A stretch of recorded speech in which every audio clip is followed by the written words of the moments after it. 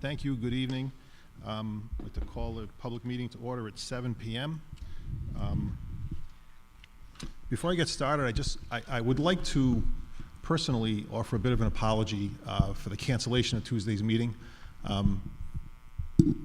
I understand how canceling meetings can inconvenience people. People have families, they have other obligations. And at the time that we made the decision, I thought it was the best decision to make. I just wish I could be a meteorologist and be right that percentage of the time, so thank you. Pledge of Allegiance. If we stand for the Pledge of Allegiance, please.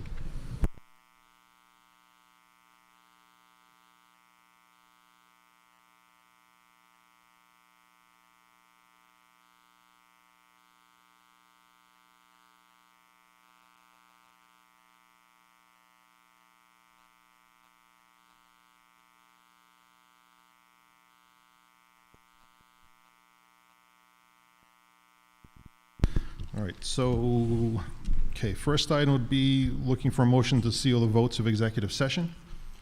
Motion to seal the moment. Second? All in favor? Aye. Aye. Opposed? Motion carries. Okay, there were no votes taken in executive session, no recognitions, so we'll proceed to public comment on agenda items. Public comment on agenda items only, it's 30 minutes, 2 minutes per person. If anyone would like to speak, please approach. On agenda items, the first one is on agenda items. And please state your name, make sure the mic is on.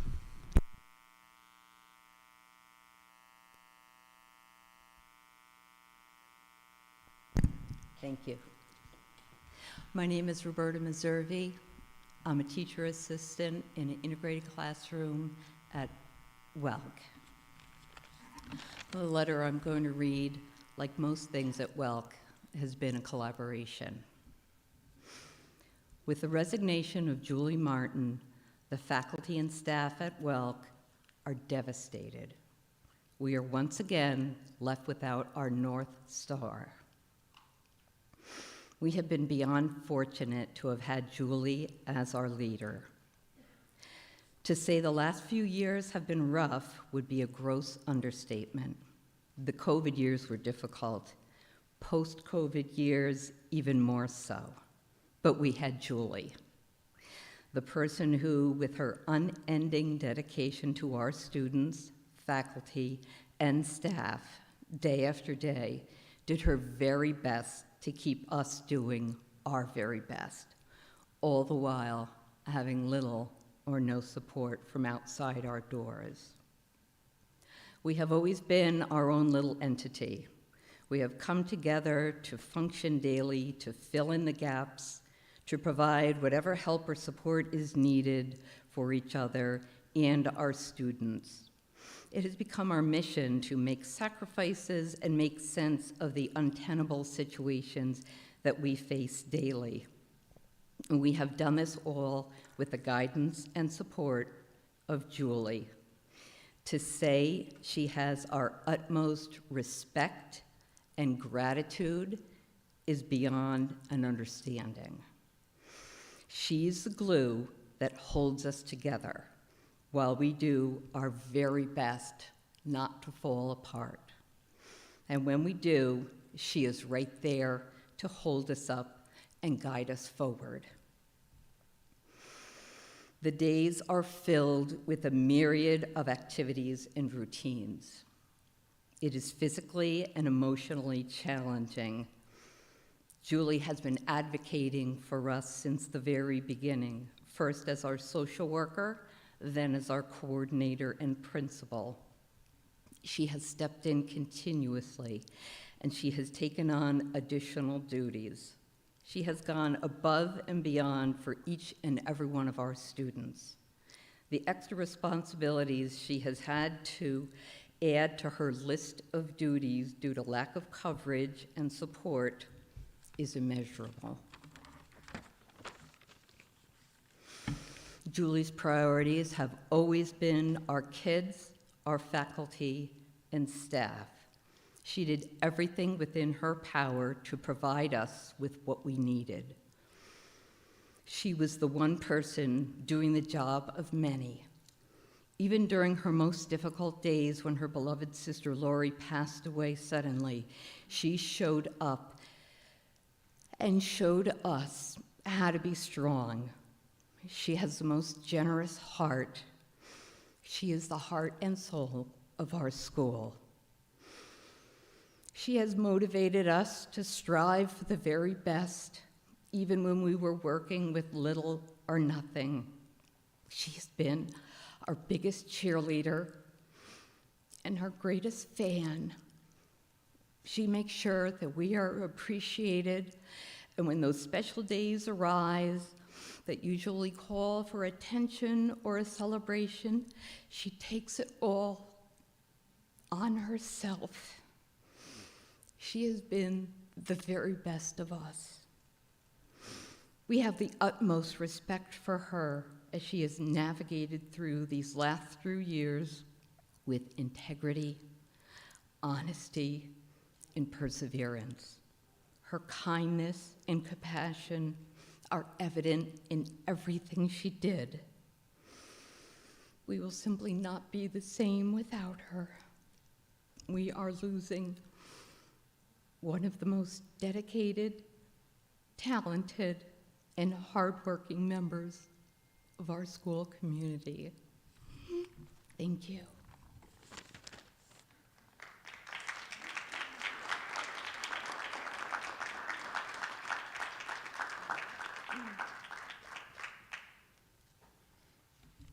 Hi, my name is Amy Georgitsis. I'm a visual arts teacher at Winman Middle School, and this is regarding the agenda item of the visual arts curriculum tonight. Our middle school arts curriculum, which we worked very hard on, assumes the inclusion of a ceramics program. A robust ceramics experience in middle school consists of things that engage students with hands-on learning experiences. Ceramics connects all core subjects and has ties to history, cultures of the world, science, and technology. It allows for collaborative work, community projects, fundraising opportunities, and functional designs made by students. It feeds directly into the fine arts pathways at our high schools, and it would keep Warwick on par with arts programs across the state and the nation. Winman Middle School is currently without a kiln due to failure to account for fire code requirements in the construction budget.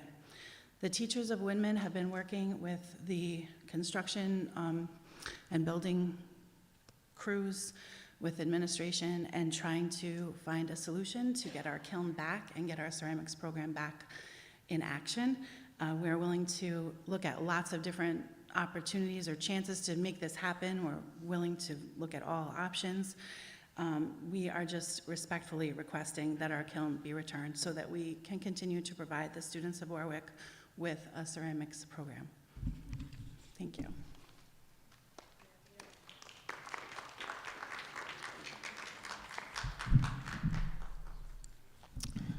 Hello, Darlene Netco, lifelong resident of Warwick, homeowner, taxpayer, voter, teacher in the system of 33 years, 35 years teaching overall the subject of English at the secondary level, and president of the Warwick Teachers Union. I would like to comment on the calendar. I've noticed that the first day of school seems to have every student starting. Usually we have a staggered start for the secondary schools to give 6th grade students and 9th grade students the opportunity to have a full day in the building before the upperclassmen come in. So I would ask that that change be made to the calendar. The first day of school should be for everybody except grades 7, 8, 10, 11, 12. And then the second day of school, everybody comes in. That's what we usually do. It's very helpful for the younger students to try to get acclimated to those very large buildings, especially since Tollgate in particular was designed by someone on hallucinogens. It's very difficult to navigate. My second comment about the calendar, I actually have a letter that I'm going to read into the record and then provide everyone on the stage with a copy, because it's to the school committee. Dear Warwick School Committee members, the proposed 2023-2024 Warwick Public Schools calendar includes 3 professional development days. I want to note for the record that the Warwick School Committee and the Warwick Teachers Union have yet to negotiate these days. In the past, the parties always negotiated professional development days. In the collective bargaining agreement, CBA, dated September 1st, 2017 through August 31st, 2020, the parties negotiated and agreed to 2 staff development days. In the current CBA, dated September 1st, 2020 through August 31st, 2023, the parties negotiated and agreed to a school planning day and eliminated the 2 staff development days. These days have always been a matter of collective bargaining, whether they were called staff development days or more recently the school planning day. During the period of the current contract, the union in good faith agreed that professional development days would go forward because, based on our discussions with the administration, we knew that they would be the subject of negotiations for a future collective bargaining agreement. Therefore, I anticipate that both parties will discuss any proposed professional development days in. Aye. Opposed? Motion carries. Okay, announcements. Personnel is presented. Dr. Taylor, right? Okay.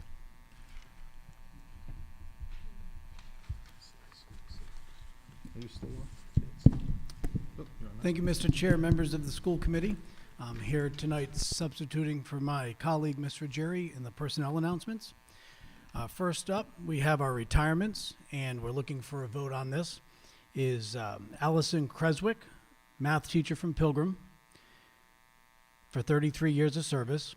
Cheryl Donnellan, kindergarten teacher from Greenwood, with 29 total years of service. Susan Morgan, art teacher from Windman, with 16 years of service. Kathy Parisi, school psychologist at Veterans, with 36 years of service. Charlene Williams, elementary special educator at Sherman and Wyman, with 26 years of service. Susan Cranston, graduation by proficiency coordinator at Pilgrim, with 11.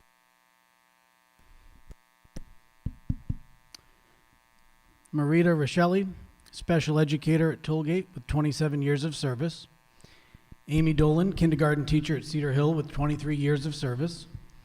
Roberta Drew, special educator at Veterans, with 41 total years of service.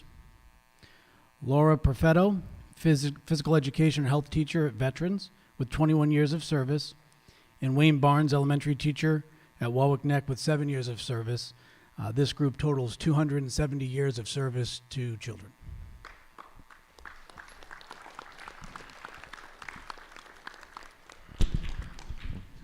Thank you, everyone, for your service and dedication. I wish you nothing but the best in retirement. Enjoy. Looking for a motion to approve the retirements as presented. Motion to adopt. All in favor? Aye. Aye. Opposed? Motion carries. Next up, Mr. Chair, I have resignations that we'd be looking for a vote on. Resignations: Devon Mead, Robin Pelicioni, Stephen Dowding, Noel Wright, Julie Martin, Timothy McGrath, Dawn Manchester, and Denise Milburn.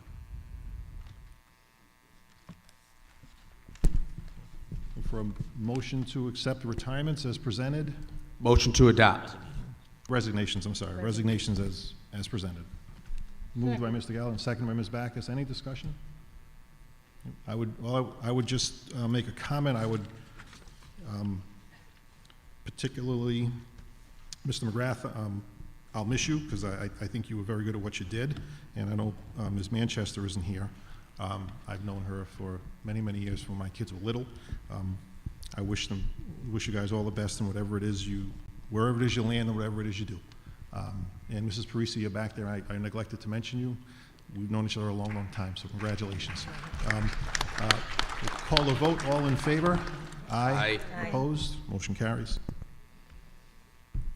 Next up, we have courtesy announcements for appointments.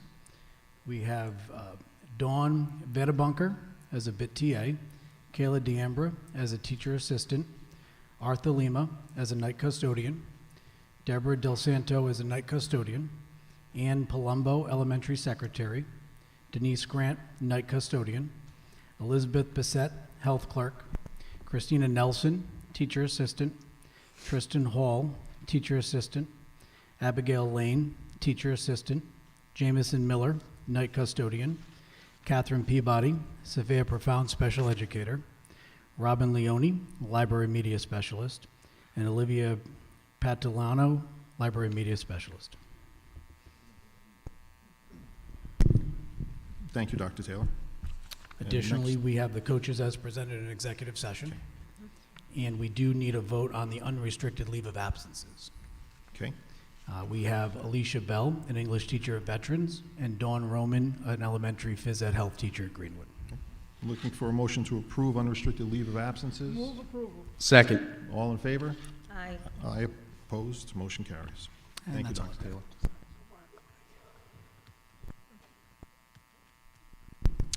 Okay, next, donations and correspondence. Providence College, $500 donation to Warwick Neck Elementary School for technology equipment. Principal Galligan.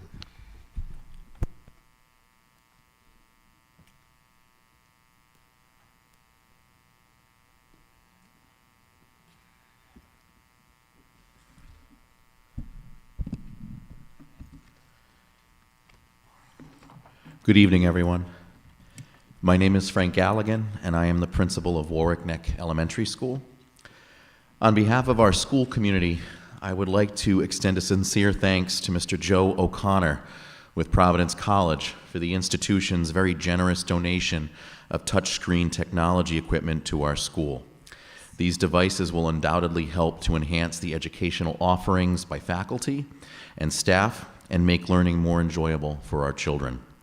I'd also like to take this opportunity to thank Stacia Wazalowski and the Kiwanis Club of Warwick for their generous donation of non-perishable food to restock our school's food pantry. We have several families displaced at the moment, and the generosity of the Kiwanis Club has helped us support these families during their time of need. Again, I've mentioned before that good neighbors are hard to find, but we are fortunate to have some of the very best. Thank you to Providence College and the Kiwanis Club for the kindness and generosity extended to our school. Thank you.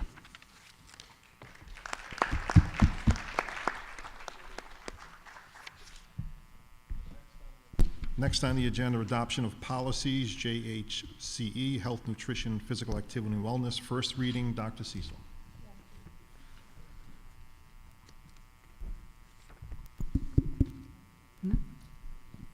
Is it? Yes. There we go. Good evening, Mr. Chair, School Committee. Tonight, we have before you a first reading of policy JHCE. This is our health and wellness policy.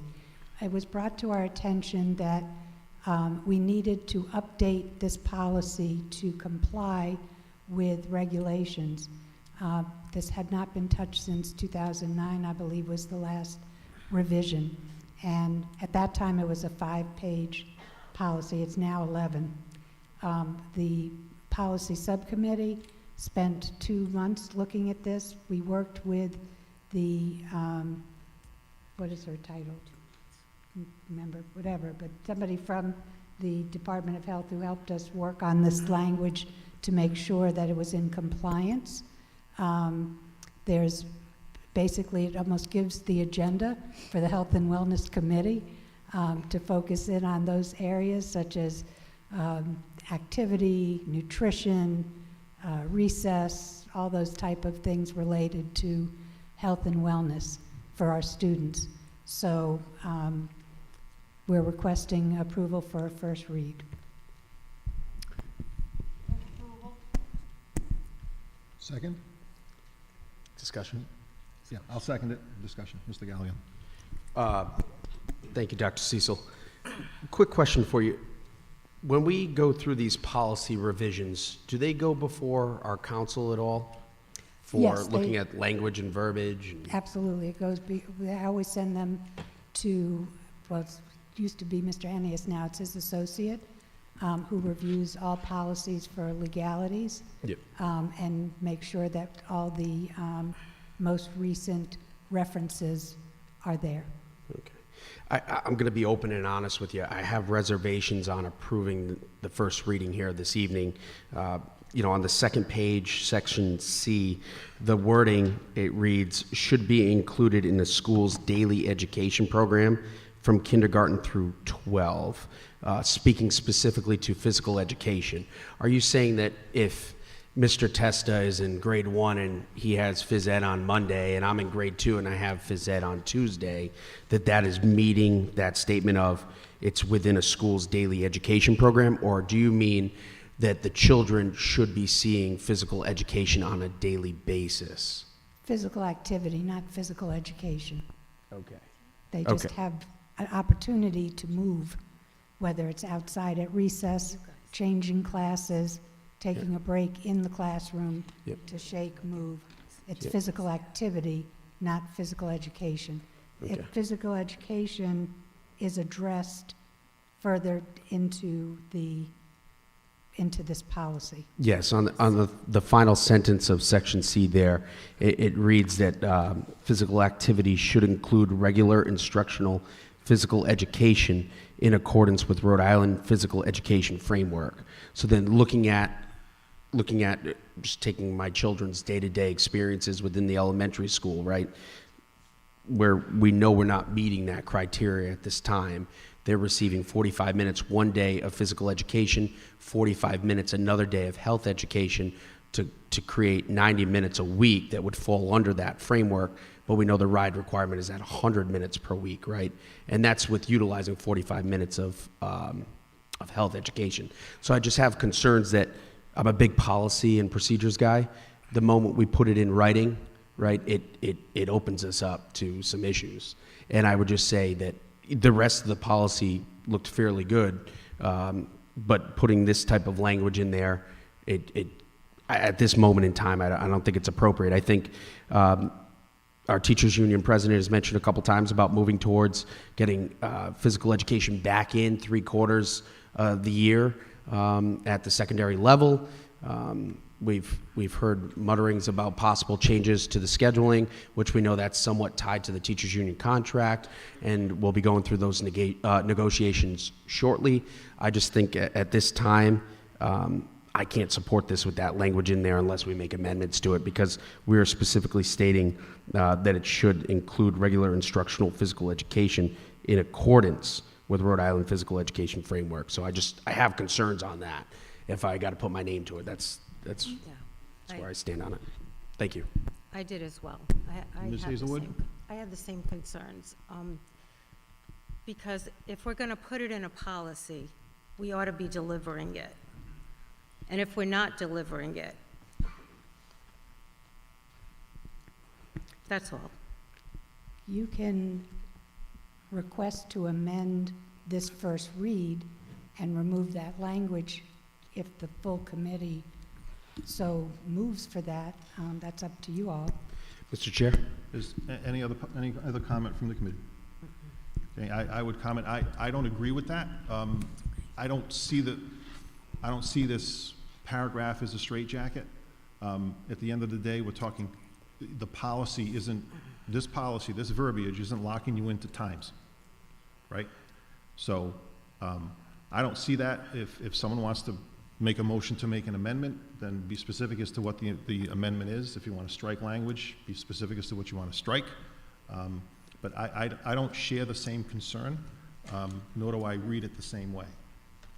Because I think they're talking about physical activity, obviously, should be included in the school's daily education program. And it goes on to further talk about recess and how recess shouldn't be a punitive thing, used punitively. And then physical activity should include regular instructional physical education, which is pretty generic, pretty broad, and in accordance with the physical education framework. So that's my opinion. I would ask the opinion of council on that.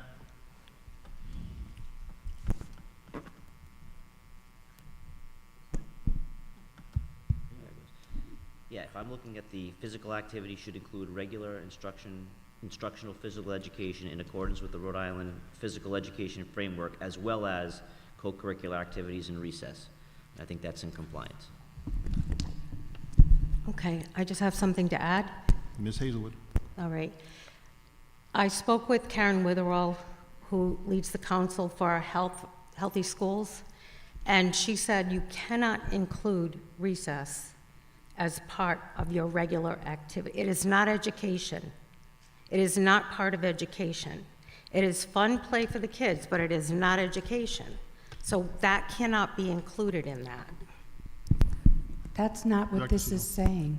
This That- is not, this is just defining physical activity, not I'm talking time. about the ride portion. But this is not saying that this counts as physical education. This is just simply defining physical activity, examples of physical activity. It's not saying that recess counts as PE, because we know it does not. Okay, why is it included in that paragraph then? But it's not. You have to read it closely, because it says physical activity should include regular instructional physical education in accordance with the Rhode Island Physical Education Framework, Okay. comma, as well as co-curricular activities in recess. You can strike all the language after the comma, and because all that's saying is as well as. It's not saying also including, right? It's just saying as well as. And Dr. Cecil, I would like to add see your 100 point. minutes of education, physical education a week then? That- Does that work? Well, Mr. Hennies, can you specify how many minutes of physical education? Now you get into the basic education plan. I'm That's- sorry, I didn't hear the initial request. What was your request, Ms. Hazelwood? Can we specify 100 minutes of physical education as required by RIDE? What I typically suggest in that is because RIDE will occasionally change their guidelines and guidance, say in accordance with the regulations promulgated by RIDE. That way you don't have to go back if they switch it to 90, if they switch it to 80, if they switch it to 150. You don't have to go. I hear what you're saying, Counselor. However, it's okay for us to modify our policies that are very often outdated to begin with. I think if we're supposed to be in compliance for that, and this is a health and wellness, physical activity policy, health, nutrition, this is a broad policy. Go ahead. Mr. Chair, Mr. Galligan? I'm going to ask that, I hear all the arguments. I'm going to ask that we table this and send it to the subcommittee on health and wellness and then back through the policy committee, by virtue that the Health and Wellness Committee didn't meet in 2022. We've got a new, largely new school committee here, a new makeup to the Health and Wellness Committee. I think that through the Health and Wellness Committee and Dr. Cecil and others within the administration, the appropriate amendments can be made, passed through the subcommittee on policy, and then come back before us. I don't want to see us rush into anything. I hear your argument, Chairman, but we are specifically stating in that paragraph there, physical activity should include regular instructional physical education in accordance with Rhode Island Physical Education Framework. So speaking to the RIDE framework on physical education, I just think rather than rushing into this, given the extensive debate here tonight, and I know that a lot of work's been put into it, that we should then pass it through the new Health and Wellness Committee and then make modifications there after. Thank you. So, any other comment from the committee? Okay, Mr. Galligan, make your motion to table, please. I make a motion to table this and send it to the subcommittee on health and wellness. Second? Any discussion? All in favor? Aye. Opposed? No. Motion carries. Okay, new business. We have 3 presentations tonight. The first one will be a presentation by Ms. Jen Cardillo, co-chair of the Warwick Special Ed Advisory Committee. And then second presentation would be on the Lifesavers CTE program from Ms. Tamburini and Ms. Guerra, Dr. Guerra. And the third will be a curriculum mid-year iReady from Dr. Schultz.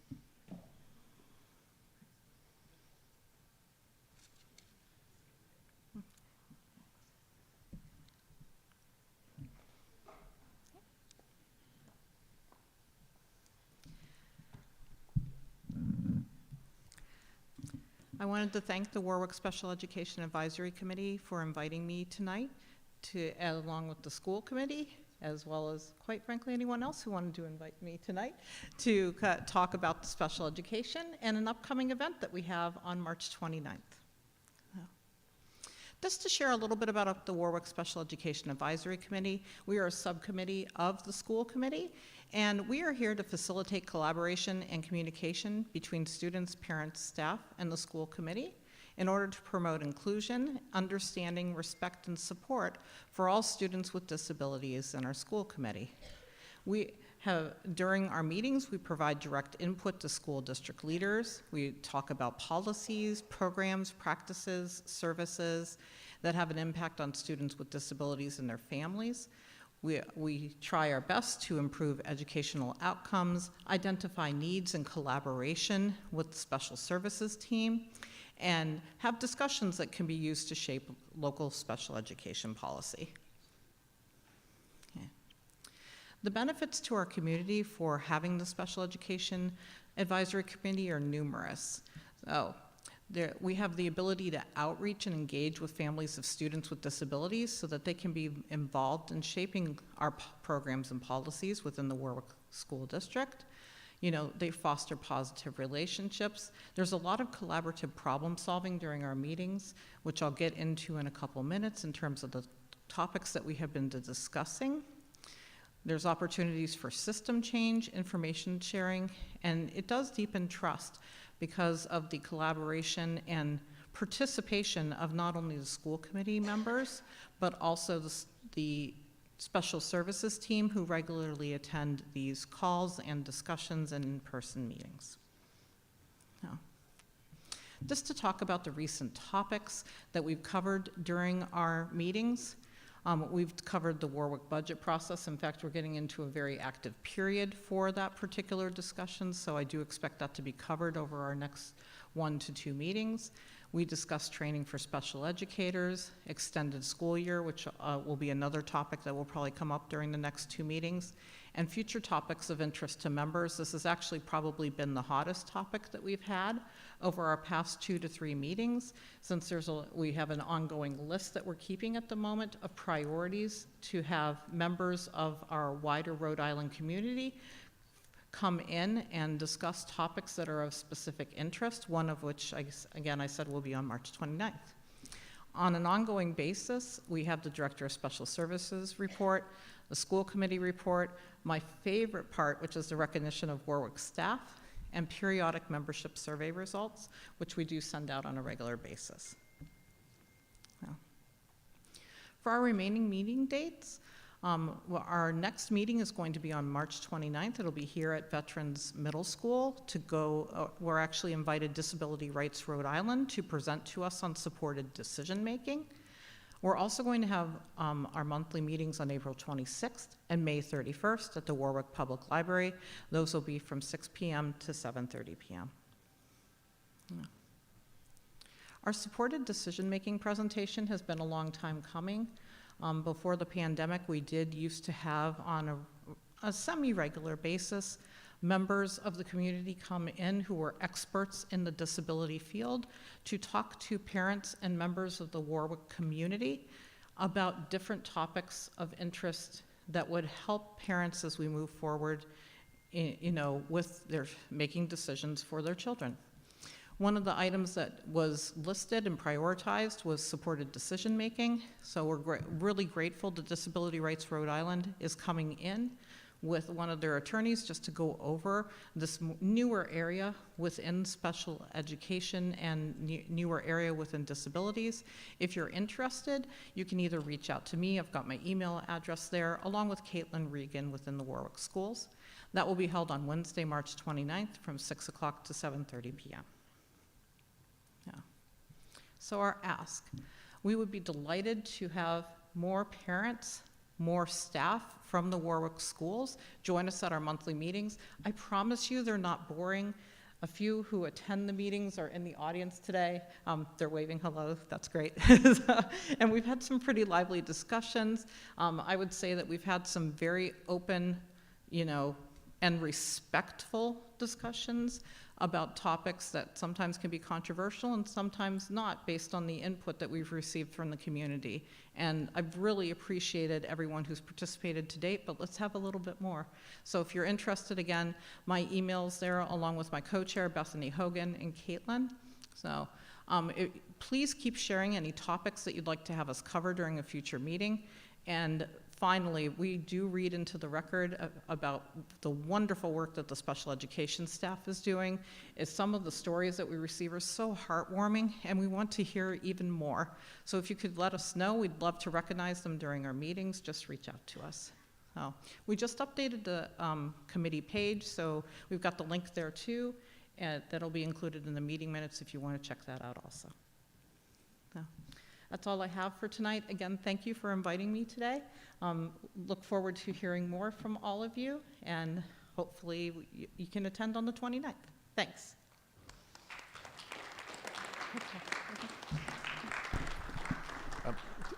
Thank you, Jen. I'm sorry, I should have done this at the introduction, but the reason why we asked the Special Ed Advisory Committee to present tonight is because a lot of parents who went to the system for the first time, who may have a child with an IEP, may not know how to navigate those waters. It can be intimidating, it can be frustrating, it can be scary. And the Special Ed Advisory Committee performs a vital role for them. And I can remember in years past, it was heavily attended, and COVID changed everything. But if you're in that boat, or even if you've been in the system for a few years and you just want to learn more, they're an invaluable resource. So thank you.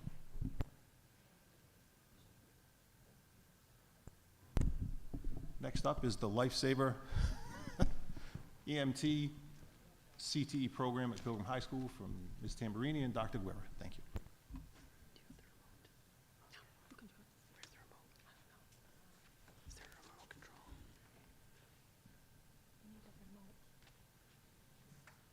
Just looking for the remote.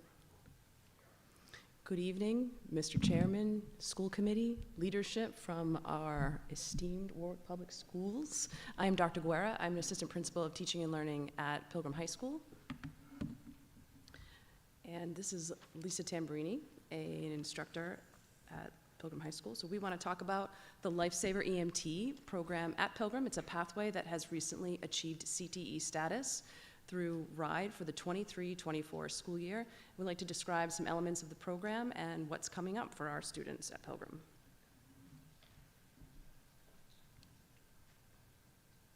I'll do this one. I'll do the history. Okay. Before we get into the slide presentation, I would just like to give a brief history as to how we arrived at the point that we're at. I've been at Pilgrim 31 years. This is my 31st year of teaching. And in 2017, the first Lifesaver class was unveiled. I believe 2 classes. So my schedule was split between teaching Lifesaver and being in the gym. Once Lifesaver got underway, kids were excited. Kids were telling kids. Kids were coming into the room. I want to be a part of this. And before you knew it, my schedule became a full Lifesaver instructor. I knew I needed to offer more to the students, so I did what I had to do, and Lifesaver 2 was approved. And before you knew it, that filled up, and then Lifesaver 3 followed. So at that point, we were functioning as a mini pathway at Pilgrim High School, and I would say just about 2 years ago, a year and a half ago, the discussion began about transitioning into a CTE program. So this past fall, our principal, Toby Gibbons, approached myself and Dr. Guerra and said to us, let's get it done. So we spent a tremendous amount of time with the application process, and then on December 20th, we received great news that we were approved as a CTE program. We wanted to share with you numbers. We're pretty impressed by the numbers of students that are interested in our program. And while that's a lot of years up there, we want to point out that for the class of 2023, we have 16 students who will be graduating from our program. This will be the second year that we will have pathway students graduating with a Lifesaver pathway seal. And then for class of 2024, there are our current juniors, as you can see, 25. And all the way down to class of 2027, those are incoming ninth graders. So those are students who are currently sitting in 8th grade, and they have selected Lifesaver 1 as a course to take for next year. So we're pretty excited to note that there are approximately 140 students interested. For our course requirements as part of our pathway, we know that from RIDE, you have to put in 3 courses. So we thought about what would be the most beneficial to our students in learning this program. And we had Lifesaver 1 and 2, and as Ms. Tamburini had mentioned, we had developed a Lifesaver 3 for this year as our first year to run this, and also attached a science course. So anatomy and physiology is a core subject in the science department. We run two types, anatomy and physiology college prep and an honors level for students to take that's part of this program. So that course really does a fantastic job of prepping our kids for the necessary medical terminology that they need in terms of for the body, the human body, and its systems for being well prepared for Lifesaver 3. For this course, for Lifesaver 3, as it is going to grow into a full year course. Now, while this year's is a half year, next year's is going to grow into a full year course as part of our CTE program. And the essential element of this is that it is an emergency care program that it will prepare students to be able to take the national EMT examination at the end of the year, or if they're 18 and ready to go. The course will be taught by Ms. Tamburini and a certified EMT instructor paramedic. It is a full year, as we noted. As part of the EMT curriculum that's noted from RIDE and the National EMT Certification Program, the course does require 180 hours, and those hours will be met in a myriad of ways that relate to class seat time and experiences outside of the classroom. Part of the preparation for this program, students will have to do a little work ahead of time, and that includes 3 online FEMA courses. This is part of becoming an EMT.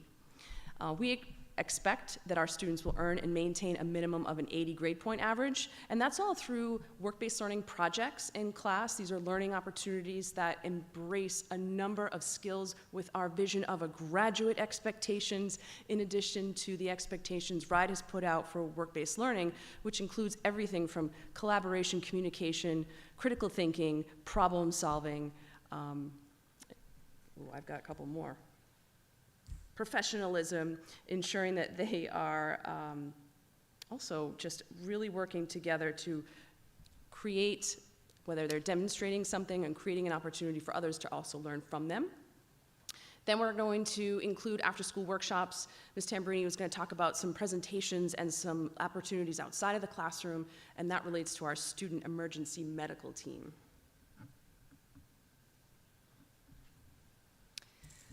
Okay, so certifications, we're very proud of what is up on the screen. When we were doing the application process, we researched all of the schools within the state that had somewhat of a similar program, and not one other school offered what we offer in terms of certifications. So the level 1 Lifesaver class, students will earn adult pediatric first aid, CPR, and AED. Lifesaver 2 is a wilderness and remote first aid, or when help is delayed. If you call 911 and you're told it will be at least an hour or more before advanced medical care can get to you, how do you provide care? The third is fast first aid for severe trauma. And then, of course, the EMT National Basic Exam, which will translate into certification as an EMT. The first 3 are 2-year certifications from the date issued.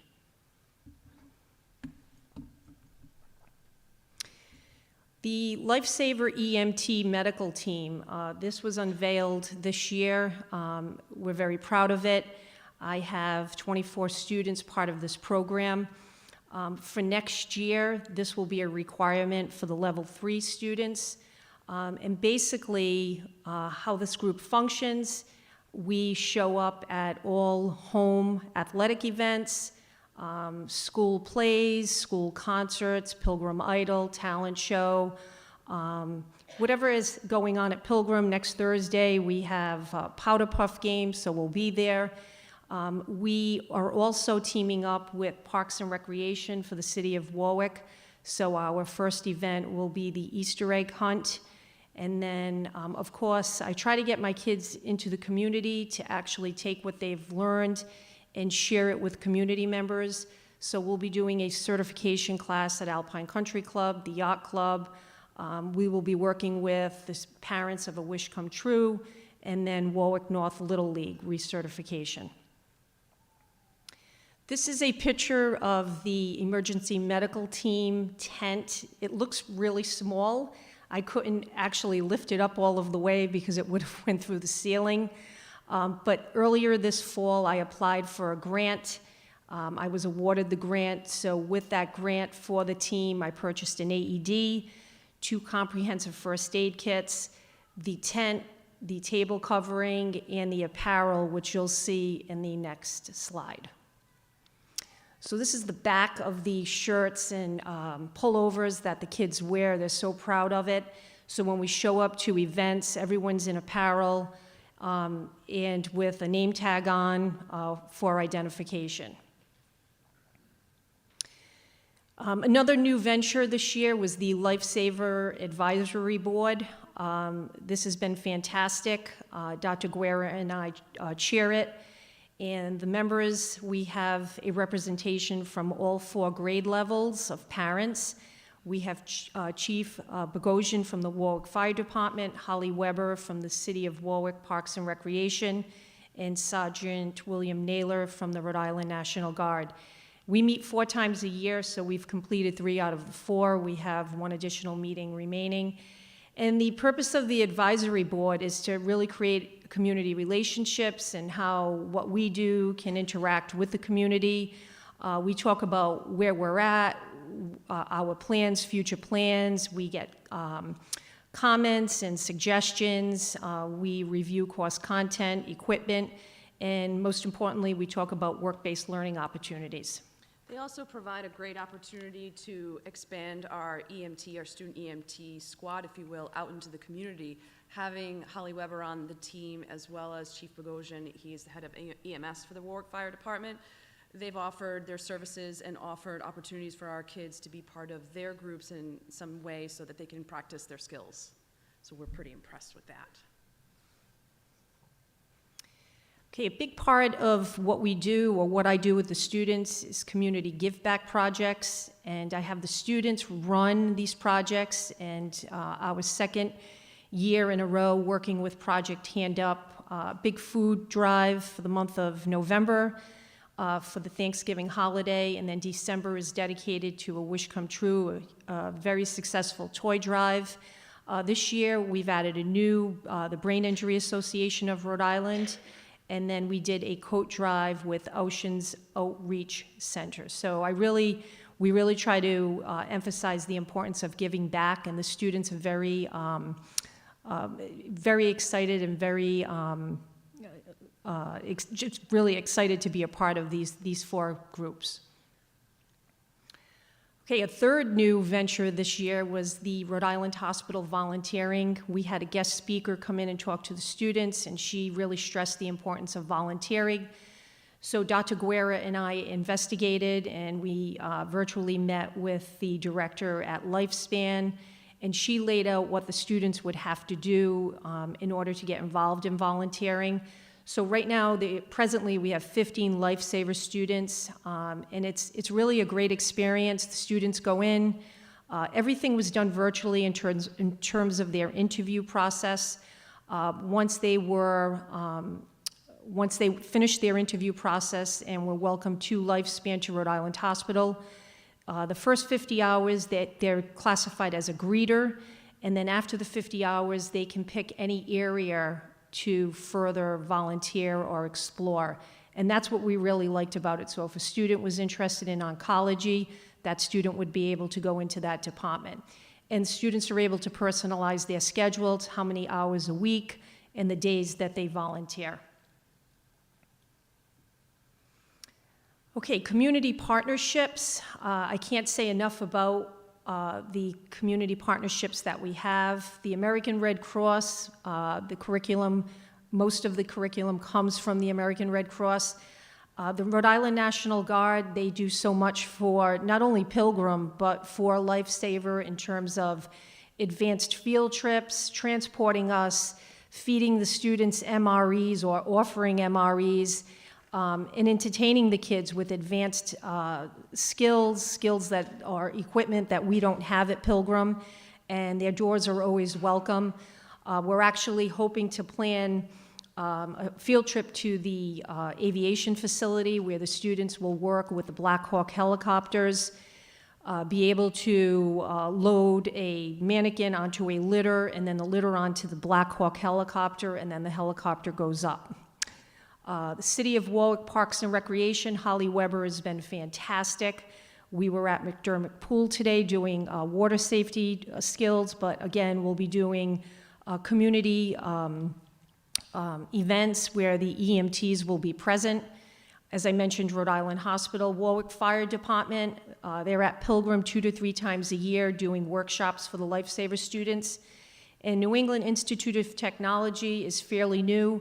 We're hoping to create a relationship where once the students graduate from Pilgrim, if they would like to continue on in terms of paramedic instruction, they would be able to do that. But also for next year, because we have so many hours to fulfill, New England Tech has opened up their door, inviting us, Pilgrim, to New England Tech to work in their medical health science department, their surgical center.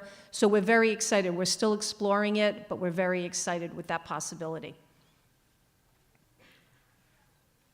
For our career opportunities for students, I mean, these are just a few of the opportunities students can gain and could go for once they've earned their EMT basic license. We know that many of our students have selected areas within these career opportunities in the first responder area, in the medical field. Our students want to use this as a stepping stone to either continue on as an EMT cardiac or a paramedic, in addition to potentially going on to explore various college programming to earn certificates and degrees in advanced study. We also want to share with you that there's a little social media for you. So if you ever want to check out our Lifesaver, there's a Lifesaver, I shouldn't say our, I should say the Lifesaver, really, totally Lifesaver Group's Facebook page, and also an Instagram page. You can see sort of the awesome opportunities that kids document, that Ms. Tamburini also documents to share the things that the kids are doing. And we are really thrilled about having the CTE status. It elevates and kind of gives us a whole new level to explore for Pilgrim High School and for our Warwick students. Thank you very much for your time, Thank everyone. you. Thank you.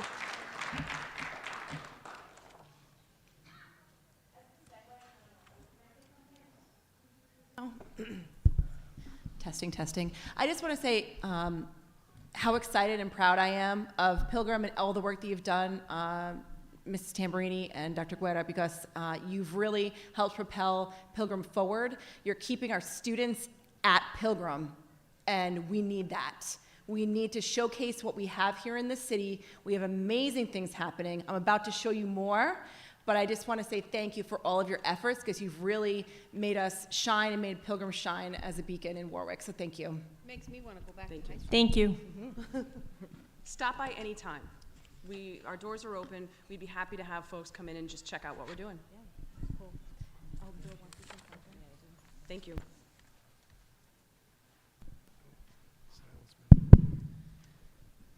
I'd like to take a moment as well to thank Dr.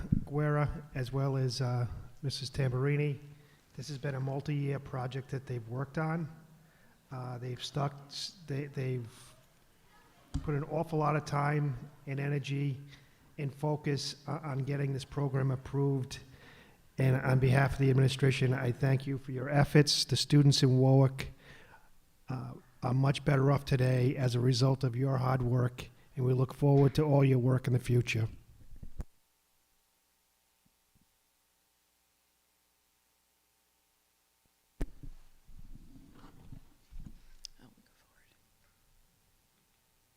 Good evening, everyone. I will try to be brief, but I wanted to share some really great news with you about how our students are doing in grades K through 8. They have recently taken the mid-year benchmark for the iReady assessment in both mathematics and reading, And right here we can see how our students did when they first came back in the fall. And this is something that's pretty typical. We usually land right where the US average is here in Warwick, but what's not typical is this. We have risen by 18% already this year. If you see the dark green band, those are the students that are going to really excel on our state testing this year. The light green, they also have a great chance of excelling there. The students in yellow are the ones that are right on that cusp, and they're ready to make that next step. And if we continue with the growth that we're seeing, 18% since the fall, then we're going to get all of those students to be proficient on RICAS, which is our goal. I also want to let you know that the students that are struggling, those are the students in red. They're either 2 or 3 grade levels below. We've decreased that in reading by 7% so far this year. You can see our growth rate is huge. We're at 75%. Typical growth is 50%. So in Warwick, we are well above that average. I think that we have to really commend our teachers for embracing the new curricular purchase that we made this year with Wit and Wisdom at the elementary level. Even though it has been a struggle, there's always growing pains, we can see that it's working. The students are talking more in class, and I thank all the teachers that have embraced the idea of student discourse in the classroom because it's working. The data doesn't lie. Well, at least not typically. Let's move on. Let's look at our growth scores. You can see that not one school across the district is rated in low performance, low growth, or high performance, low growth. You can see that every single school is hitting in the high growth area, which is what we want. Even if some of our schools are still low performing schools, as long as they're growing, they will be in that other quadrant, and that's where we want them. I want to give a shout out to Vets Middle School. They are the highest dot right there. Typically, yes, Vets, awesome job. Typically, the middle schools struggle a little bit more with growth. It just happens. As students get older, there's a pattern that happens and students stop growing as exponentially. And there's many reasons why, but Veterans is right there. And second in line is Windman Middle School. Let's give a shout out to Windman Middle School.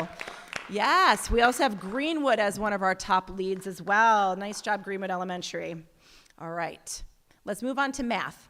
You can see that when our students came back this year, they regressed a little bit. All right, we had much more green when we ended the year last year. This is all right as long as we show growth, and I want to show you now. Look at that. Let's go back. You can see a little comparison. Boom, boom. All right, we have 16% increase in proficiency since the fall. The students that were in intervention, the urgent intervention category in red, we only have 16% there right now. We're down 10% already. That's a huge win for us. You can see that the progress to typical growth is at 54%, so we're definitely above the average. We're going to keep moving that to make sure that we continue to see that. And then I want to show you our growth map. Not quite as impressive as reading, but we still have most of our schools in the quadrants where we want them.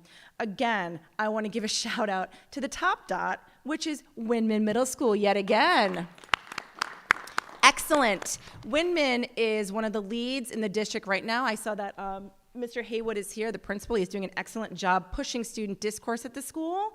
So congratulations to Windman for being one of the absolute leaders in the district at this point. Also congratulations to Holloman Elementary School, Scott Elementary School, and Warwick Neck for being our top leads. At this point, I'll hand it over to Mrs. Cousineau to talk about survey works.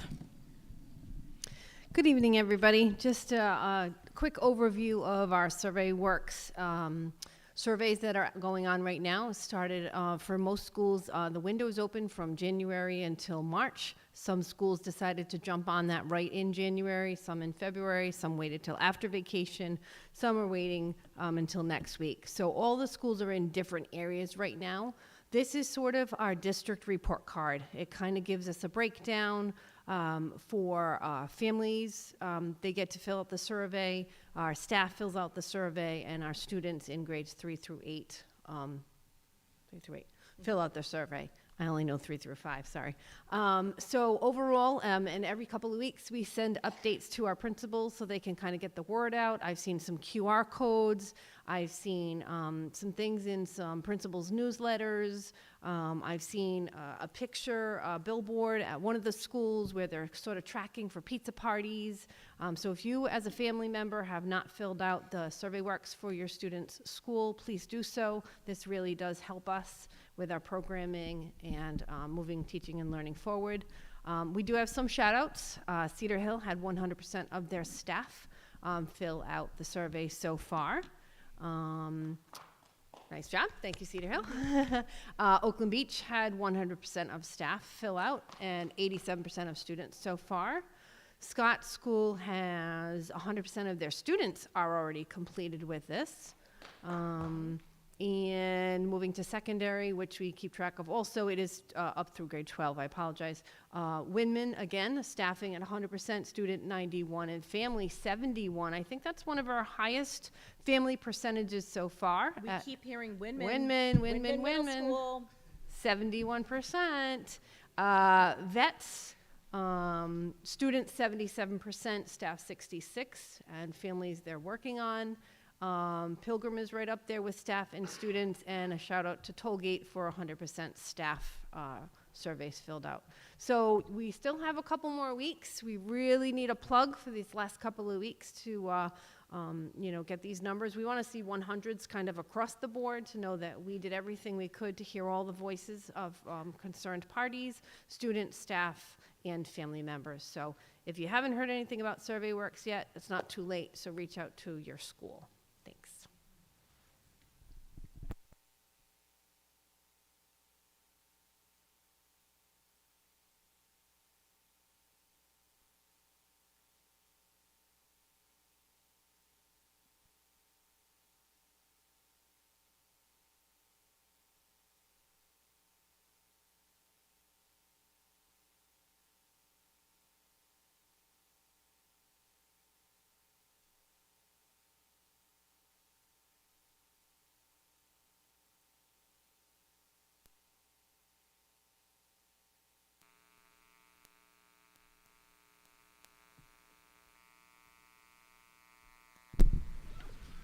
Okay, thank you for all the presentations. Any questions from the committee or comments? Mr. Chair. Mr. Gallion. First, I just want to thank Ms. Cardillo, if she's still present, for the presentation and all the great work that she's doing with the Special Education Advisory Board. So I really want to thank her. I do echo her sentiments that if we can get more people involved, that'd be great, especially for our special ed programs here in the school department. I did have the opportunity to join, I believe it was the February meeting, and it was a great experience, and as she mentioned, it wasn't a boring meeting. So I certainly encourage all those at home watching, those in attendance, to consider attending one meeting and seeing if you like it, and then get involved. So that's on that topic. I have a couple questions for Dr. Guerra and Ms. Tamburini, as well as a couple statements. So I don't know if you guys want to step on up.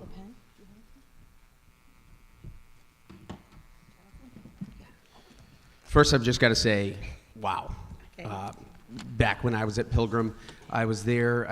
I believe it might have been Mr. Shapiro as the superintendent, and we were kind of one of the first classes to go through where there was the requirement to have CPR training. I remember it being held in that back little closet that we now use for equipment, and there was the VHS player, and we put it on, and these ladies in aerobic outfits, they were doing the workout and teaching us how to do CPR. So to see what it's transformed to now is absolutely incredible.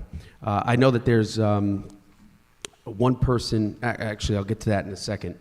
So I just got to say it's unbelievable, and seeing the comparison of what is offered in other school districts out there in their CTE programs to what we're now putting out there is something that we should be striving for district-wide, right? And I think that's the goal of the administration as well as the school committee is differentiating ourselves from the other school districts because we want to attract other students to come here versus losing students who are going to other districts and seeking those opportunities that we can't offer to them. So I'm really happy to see this. I'm really happy to see the product that we're putting out there. I also echo the statements of some that were here that stated they wish they could go back to school because I too took the EMTB class in college. It was over $1,000 for me. And here children are getting it at no cost. It was over $1,000. And that's before the book. Okay, and we know when you go back to book buyback day, they give you not even 50%. So these kids are definitely scoring. And then the final comment on this would be that the Damar Hamlin incident in the NFL certainly has emphasized an already big need for people to have this certification within the public. And to have this program kind of go outside the school walls. Now these children are going out there.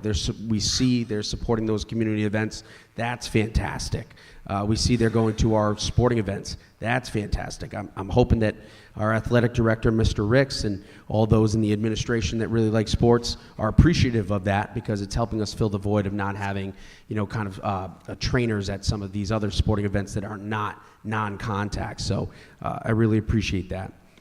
So you guys are kicking off the whole program in the fall of 2023. Am I correct with that? The full complement of what you've now shown? Okay. And you guys are ready to go, students enrolled, we have all of the equipment that they need or require at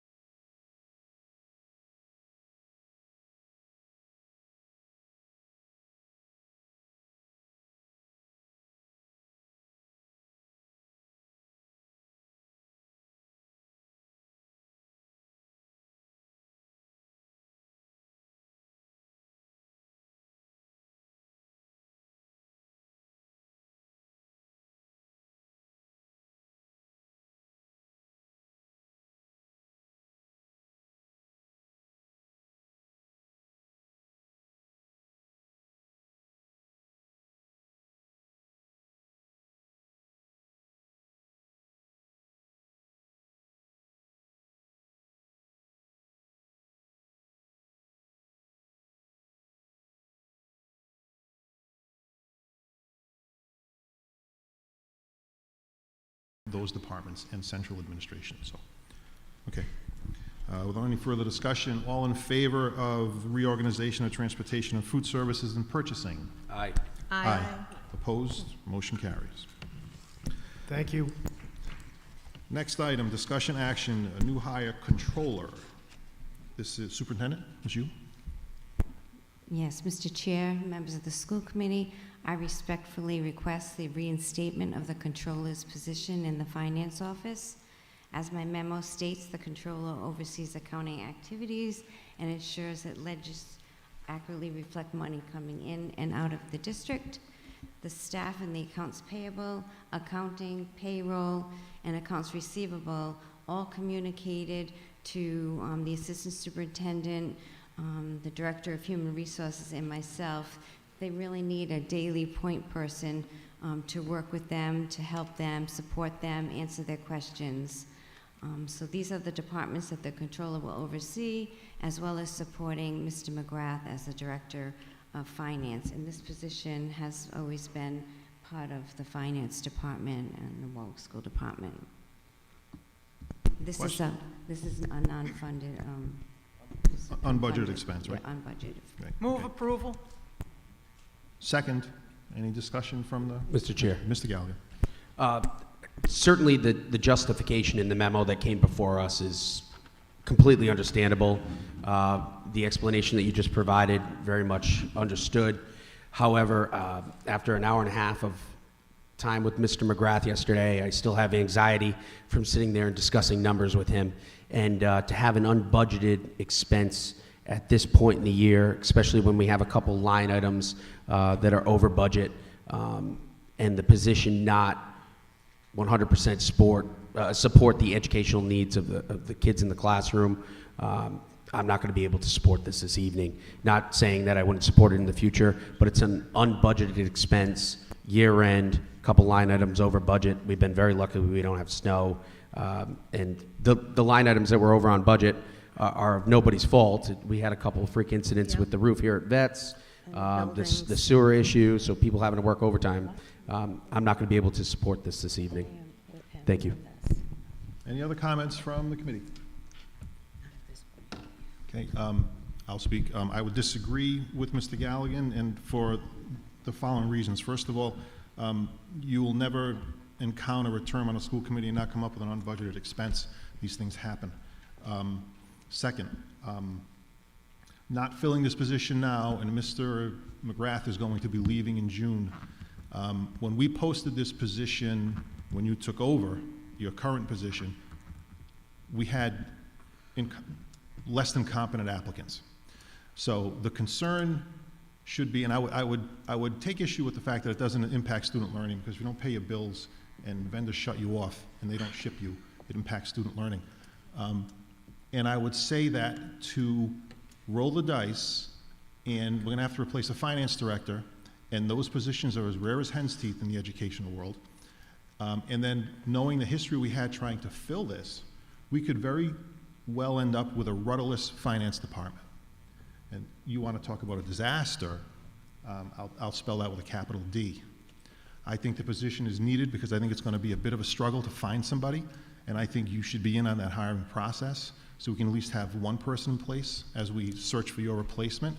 So I think by not doing this, I don't think we're demonstrating any fiscal prudence or anything like that by not filling what I think is a necessary position. We've always had a controller in that department. You need a controller in the department. It's a $170-some-odd million budget. There's a lot of expenditures that go through it. So I will support it, but I just think it's pretty dangerous when knowing what the landscape is like for those positions.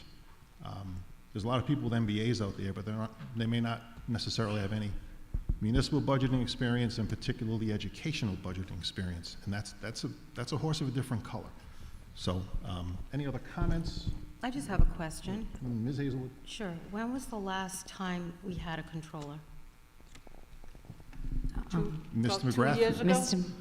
Mr. McGrath was the last controller. He just left as So you were the last controller, Yes. and we didn't fill it for 2 years? Yes, we were unable to fill it, so we adjusted some WISE union positions to fill in the gaps, leaving me to just be the one head of the department. In my departure, filling that position would help to make sure there's a bench, so the situation wouldn't be. It's a necessary, but I'm with Mr. Galligan on that at this point in the year, and we're coming to, budget season, and we don't know, I have no idea what's ahead. It's hard for me to approve a position without even knowing what we're gonna have to do yet. It's at this point in the year. Because it doesn't directly affect the children. Well, you're going to be asked to do that very same thing very shortly. Ms. Backus, do you have something? Yes,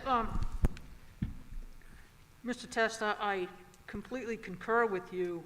I believe that we can look through the budget and find areas where we haven't spent as much and plug that money in. I think this is a crucial position, especially given that Mr. McGrath is leaving. We used to, as we've said, we used to have a controller and the finance director. This will hurt kids in the long run. I'm going to tell you right now. Go ahead. When she finishes, I too. In my experience, the past 10 years, there are less and less people out there that do this kind of work that are certified. And this is a very dangerous position, as Mr. Testa noted. It's a very dangerous position to be in. If we can find somebody, we'll be lucky. And then trying to find a new finance director is going to be very difficult because there aren't a lot of certified finance people out there. Thank you. Mr. Galligan, you had something else? Yes, I respect the opinions of both of my colleagues that have spoken. First, we're hiring a controller. We're not hiring a municipal CFO for a school department like Mr. McGrath, who's a dime a dozen. We're hiring a controller as outlined within the memo of what they will oversee. Secondly, tonight we just discussed NIS and the reorganization. That's another head. We said budget neutral, but there is an increase. It's minimal, but it's an increase. Then state for the record what the increase is. About $211, I believe. Correct, but there are instances where we've been short a couple $100 in some areas of the school department, so it's an increase. We have 3 unbudgeted positions as the next agenda item that we're going to be discussing. I hear you that we would want some continuity following behind Mr. McGrath. Yes. However, our job, based on our role here, is to not be focusing on the continuity and what training is provided within that department and coverage, et cetera. Our job is to be focusing on providing the children a good education. I don't see how there's a correlation between the controller position, which has been vacant thus far, can correlate to children that would require a one-to-one intervention within the classroom, speech pathologists, et cetera. So with that, I hear your opinion. I respect your opinion. I'm not saying no to the position. I'm saying when Ms. Ruggieri gives us the list of headcount requests increases for the next fiscal year, that should be made one of the priorities coming out of the admin office. But at today, March 16th, for me, it's not a priority today. Thank you. Ms. Hazelwood? He covered everything, I believe. That's okay, sir. Okay. Thank you. Again, I would just chime in. Mr. Galligan, I think if I heard you correctly, I think when you talked about the control position, you talked about directors of finance. I don't think you said they were a dime a dozen, because they're not. So, Mr. McGrath's position, yes. Finance directors for school departments are not a dime a dozen. Just call any other school committee member. Diamond in the rough, excuse me. Okay, diamond in the rough. That's a little different. Better. Correct, diamond in the rough. And so I think, and I truly believe this, we consider everything that goes on in a school department is student-centered. Everything. So you're going to try to delineate a direct impact that you need a special ed teacher. For years and years and years, anytime the special ed department came, they needed special ed teachers. That's based on student need. You can't project student need over a 180-day school year. So you're always going to have these issues. We had them when Dr. Connolly was here. We've had other unbudgeted things too. Plus, this would be a prorated position. If you're able to fill it, you're going to be filling it for a month or two, right? And then you're going to bake it into your budget. So if the suggestion is, let's wait and we'll put it into the next budget, are you prepared to say even though you support it, are you going to be prepared to say on the next budget, nope, we're not going to have one? So I think you need one because you cannot have a rudderless. Mr. McGrath, I'll ask you your opinion. I mean, you're going to leave whenever you're leaving in June, right? And if there is nobody in charge of the finance department, that will affect student learning. It's going to affect students, it's going to affect staff, it's going to affect staff up and down the chain. So I don't, I understand and how it sounds about, it doesn't impact students. I would just materially disagree with that.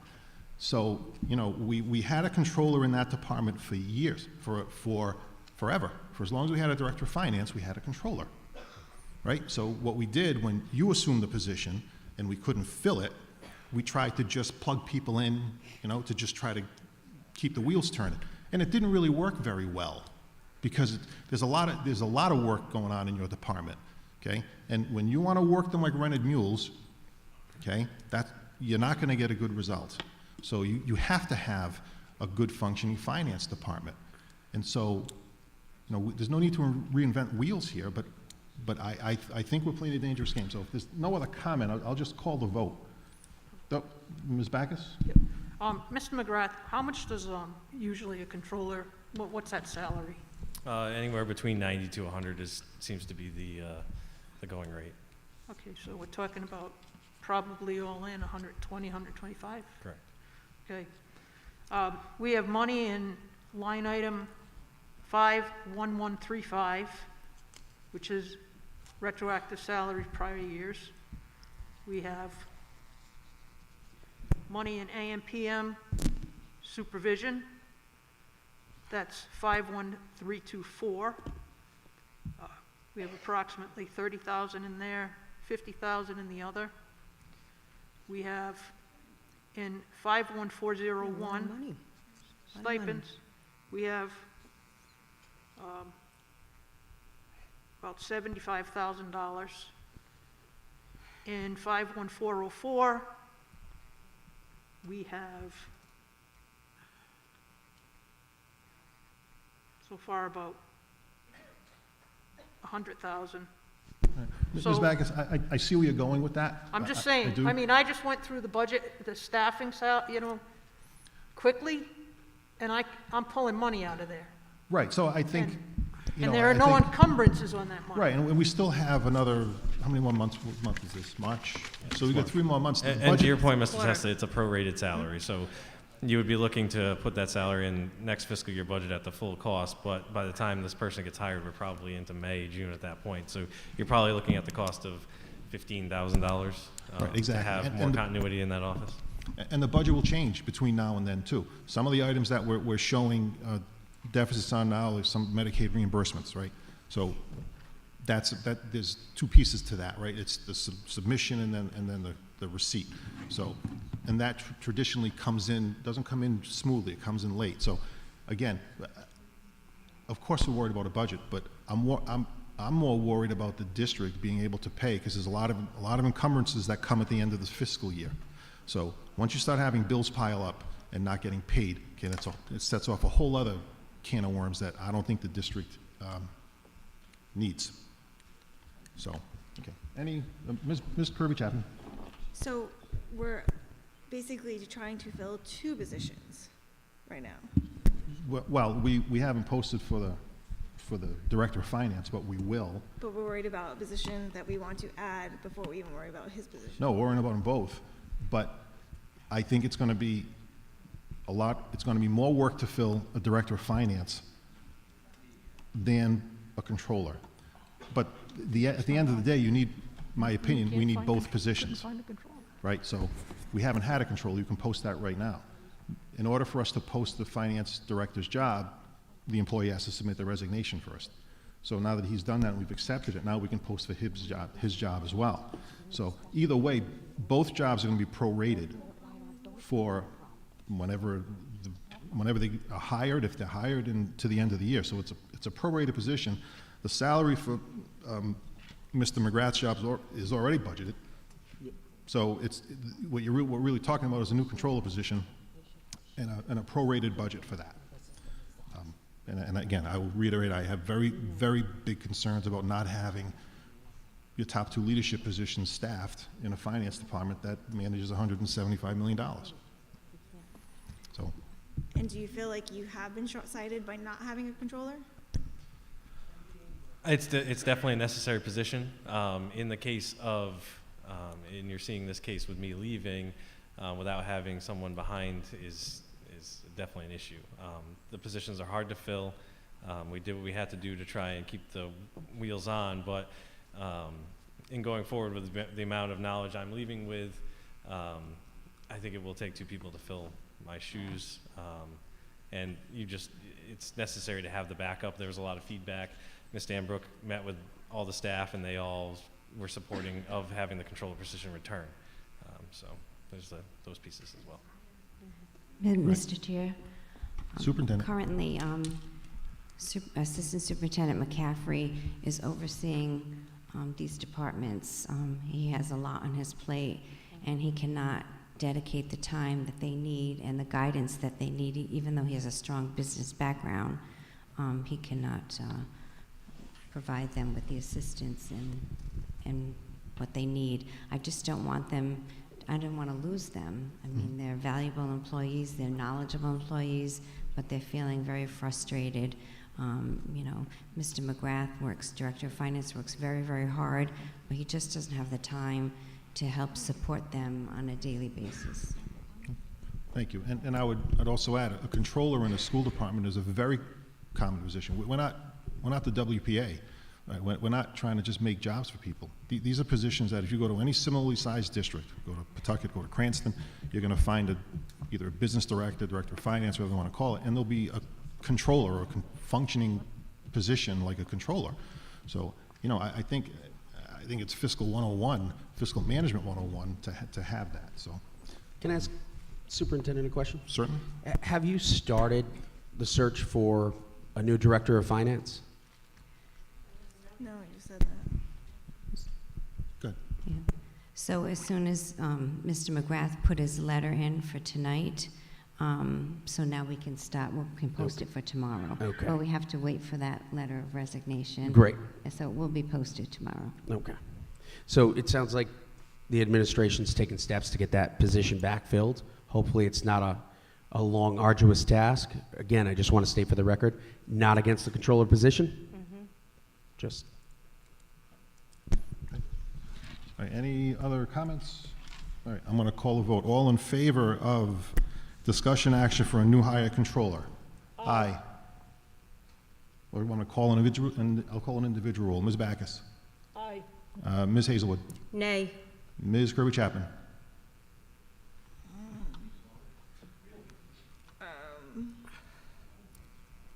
I'm so torn. This is crucial. It's a month, 1 month. I think I'm going with aye. Nay. Aye. So motion carries 3-2. Thank you. Fantastic. Next item, discussion action, additional FTE requests for Welk, Mr. Allenbach. Mr. Chair, members of the school committee, on behalf of the Special Education Department, we are requesting 3 new positions. The first being a one-to-one teaching assistant to support a student with medical needs. The second being a speech-language pathologist, and the third being a special educator. These positions are not in the existing budget and must be added to meet the growing special education needs of the district. Happy to answer any questions. Move approval. Second, any questions from the committee? These are all critical positions as well and need to be filled. They work directly with children, and Welk is is understaffed as it is. As are many schools that need special educators. I don't disagree, Ms. Mhm. Don't disagree. Mr., you want to speak? Yeah, Mr. just Galligan? Yep, a comment. please. Just want to say, great job getting this before us, to you and your co-director and Jen Evans, and, you know, these are vital, totally support it. So, great work by you and your team. Thank you. Thank you. Anyone else? Mr. Allenbach, do you anticipate a struggle finding a speech pathologist? I hope not. Okay. I don't know. I know some of the specialties are hard to fill. And, you know, I just don't know, you know, it can be frustrating trying to find talent. So. Correct. Okay. Okay, any other comments? Okay. All in favor of additional FTEs for Welk? Aye. Aye. Opposed? Motion carries. Next item, discussion action contract award, Rexel open purchase order for the electricity program's consumable supplies funded through categorical funds. Mr. King. Good evening, members of the school committee. I'm requesting an open incumbent purchase in the amount of $9,426 through Rexel for the electricity program's consumable supplies. Move approval. Second. Any discussion? Hearing none. All in favor? Aye. Aye. Opposed? Motion carries. Next item is you again, Mr. Kane. Apple Inc., Career Tech Center, purchase of 2 Mac Studio Apple M1 Macs. Yep, so I'm looking for, I was here last time talking about Studio 107 for Mac purchases. These are 2 very high-powered units that do a lot of the higher-end stuff in there. So it's going to come out to about $6,354. Once again, it's at no cost to the district. All this is done through Perkins and categorical funding. I think by the end of this year, every single program at the Career Center will have a brand new computer lab at the conclusion. And I'll say this, I'm probably speaking out of turn here, but just so you understand how Perkins and categorical works, somewhere around summer, you get to apply. I apply the second I get the opportunity. I usually get approval for Perkins. It's usually somewhere in the amount of $200-something thousand right out of the gate. You get that done. I usually say, Tim, this is Tim. Here are the codes. He approves it. He gets them loaded in lightning fast. What's going to happen in about November is there's going to be state categorical funding. Same process happens. I have to call Mr. McGrath. Tim, this is Tim. I need these accounts loaded. It's no small feat because I do the application to see the amount of accounts he's loading into a budget. Then recently they announced we have more Perkins funds, which is all good news for the district. Another, $60,000, let's say. We have to have all those items in by June. That includes coming to you. So when we talk about, I know how stressed he's been. I know the tough job he has, and I know Mr. McCaffrey's filling in now. It definitely does affect student learning, because what winds up happening is if I have money for a $50,000 welding pack and I can't get that process through, it's a problem, and it's a struggle right now just on the time frames, especially with the second round of Perkins. So I just want to frame what it looks like, and that's just one aspect of what he's doing for the Career Center. So I thank you, and good luck as well. Thank you, Mr. Graff. Motion to Thank you, approve. Mr. Kane. Move approval. Second. Okay. Any discussion? Mr. Kane, did you say these are for 107? These Macs, or no? Yes, they are. Yeah.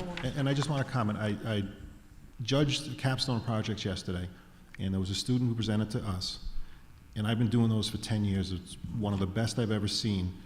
He is in chorus chorale, and he used the chorus pathway and the 107 pathway, joined 107 as a junior, and he put them together in a senior project with the common learning stretches and everything else. It was, again, it was one of the best presentations I've ever seen, and he called out 107 and how it broadened his horizons. He was a singer, mostly, but how it allowed him to go into music deeper.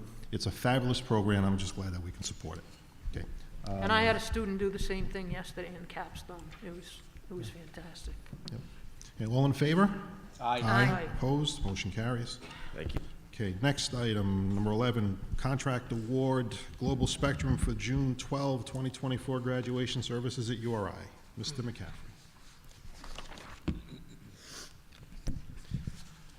Good evening, Mr. Chair, members of the school committee. I'm requesting your approval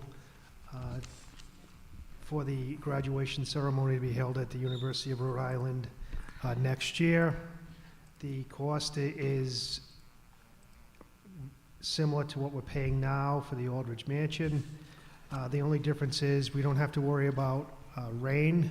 We don't have to worry about traffic within the city or limiting people attending the event. We want everyone to attend graduations, the celebrations of success. We shouldn't be limiting parents, grandparents based upon the number of cars we can fit on the property at the Aldridge Mansion. It's something we did during COVID. It helped us have graduations for students and celebrate their success based on the feedback from parents, from principals, from social arts coordinators. Would like to host the event next year at the Ryan Center at the University of Rhode Island. I'm asking for this approval in advance because the dates book up. It's something that we have limited venues that can handle the crowds that we have, and I'm asking for your support this evening. Move approval. Second. Any discussion? Mr. McCaffrey, I fully support this. North Kingstown uses the Ryan Center. And I suppose you could say downtown Providence, where do you go? PPAC, vets, go downtown, you got to pay to park, right? And it's not easy to get around there. Ryan Center offers you unlimited seating. It offers you free parking. It's a ride, but it is what it is, right? If there was anything closer and that would work, we would have done it. So It's Rhode Island. Yep. It's not that far. all in It's not that far. all in favor? Aye. Opposed? Motion carries. Thank you very much. Next item, discussion action contract award Cardio Partners, emergency approval of five AEDs for the district. Mr. McCaffrey. Based on a review of our AEDs throughout the district by our safety officer, Mr. Magiacomo, we needed to replace 5 AEDs.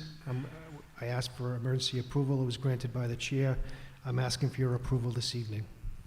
Move approval. Second. Any discussion? Yes, AEDs save people's lives. They're the first line for cardiac incidents, and I strongly recommend that we pass this. Just a question, I mean, I'm all for it as well, but where are we placing these? I can provide you with that list tomorrow. don't have I don't to have if that you with don't me have this to, but evening. I'm sorry, But I I can didn't mean to put you on the definitely provide you with that I material. was just curious, Okay. it's like near football fields and things like that. Main offices, football We should have fields, one in every things school, of that right? Yeah. nature. Okay, thank you. Mr. Every McCaffrey. school should have one, they should have. These aren't the order. only 5 we have in the district, are they? No, it's not, but No, okay. They have we need to some. update 5 of them.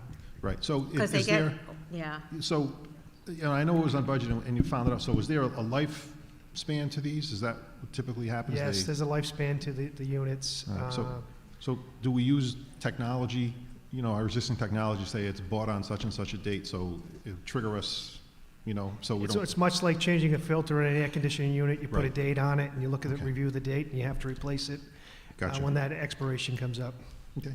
Mr. Chair? Yes, Mr. Dr. Chair, Cecil, yeah. I also want to mention that we applied for a grant to get 35 AEDs through Firehouse Subs. Can always So- depend on you for that. We didn't get it the last time. They turned us down the last time, so we're hoping this time it goes through.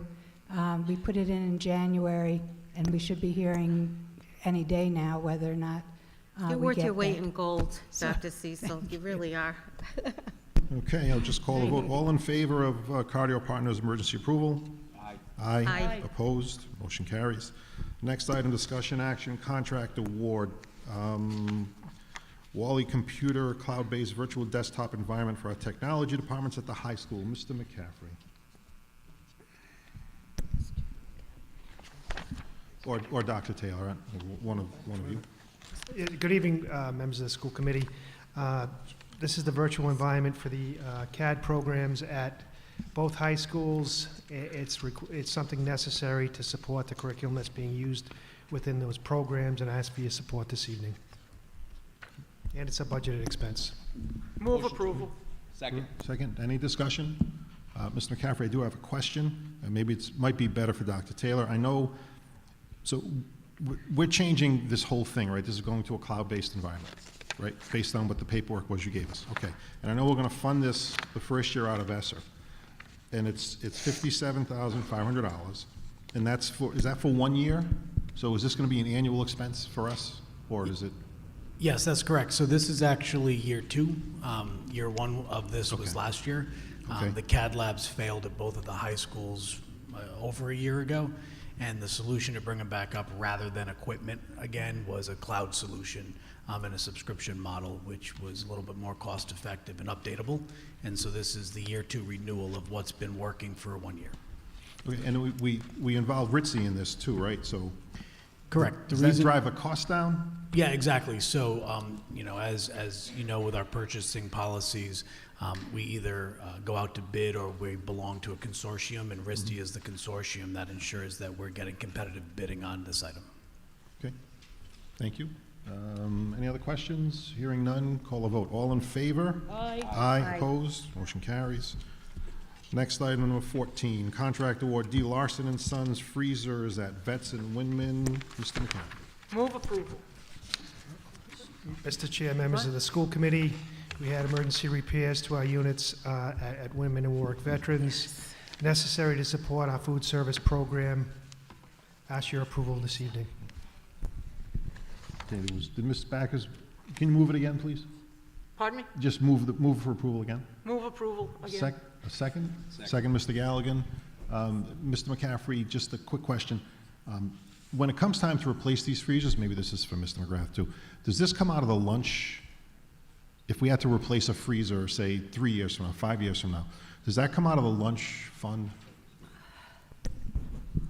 If the funds are available in the lunch fund, yes. In previous times, the lunch fund was always running a deficit, so sometimes it would come from the capital budget.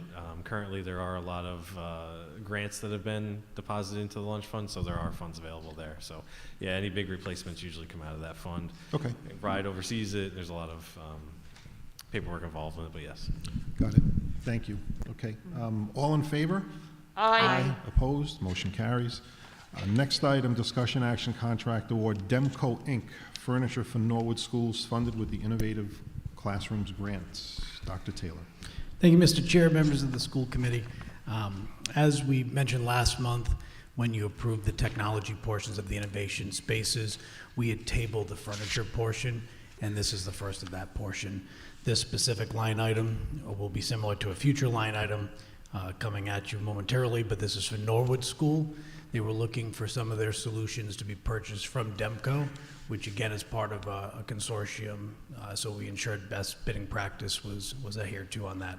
So we would ask favorable approval. And, Move approval. Second. Any discussion? I have nothing to say. All in favor? Aye. Aye. Opposed? Motion carries. Next item, Dr. Taylor, you again. Contract award Warwick Computer student Chromebook purchases. Number 16. Oh, I'm sorry. Number 16, Apogee, annual renewal of the Apogee subscription.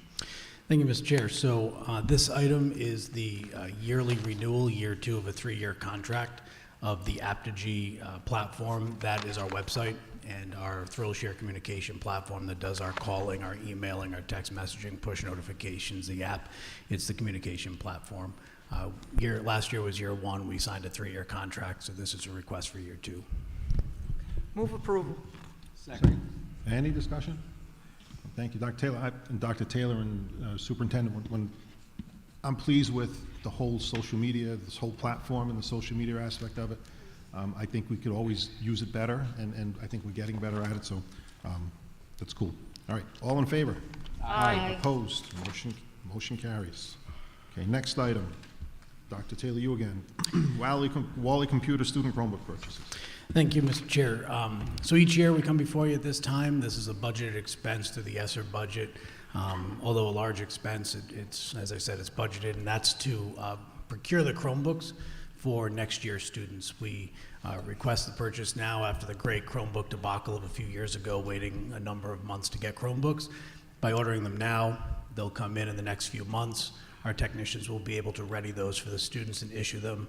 Goal is always to provide the students leaving for summer the new device so they could do their schoolwork on and their summer assignments. So I would respectfully ask approval on this item. Move approval. Okay, any discussion? I just have a question. Yes, Leah? I know we Ms. got a Hazel. bunch of Chromebooks last year. Who were those allocated to? Absolutely. Great question. So what we do is we got ourselves a few years ago on a cyclical cycle. So we never had to do the whole district at a time. So all students in grades 1, 5, and 9 get issued a new Chromebook that lasts for 4 years, 1 through 4, 5 through 8, and then 9 through 12. And so this is year 3 or 4 of that process.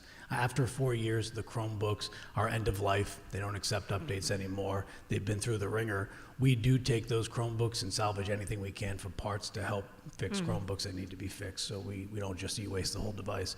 But this purchase will go to exactly those grades 1, 5, and 9, so they have these for the next 4 years. Yep, that's all I wanted to know. Thank you. No other discussion? Call the vote. All in favor? Aye. Opposed? Motion carries. Next item, Dr. Taylor.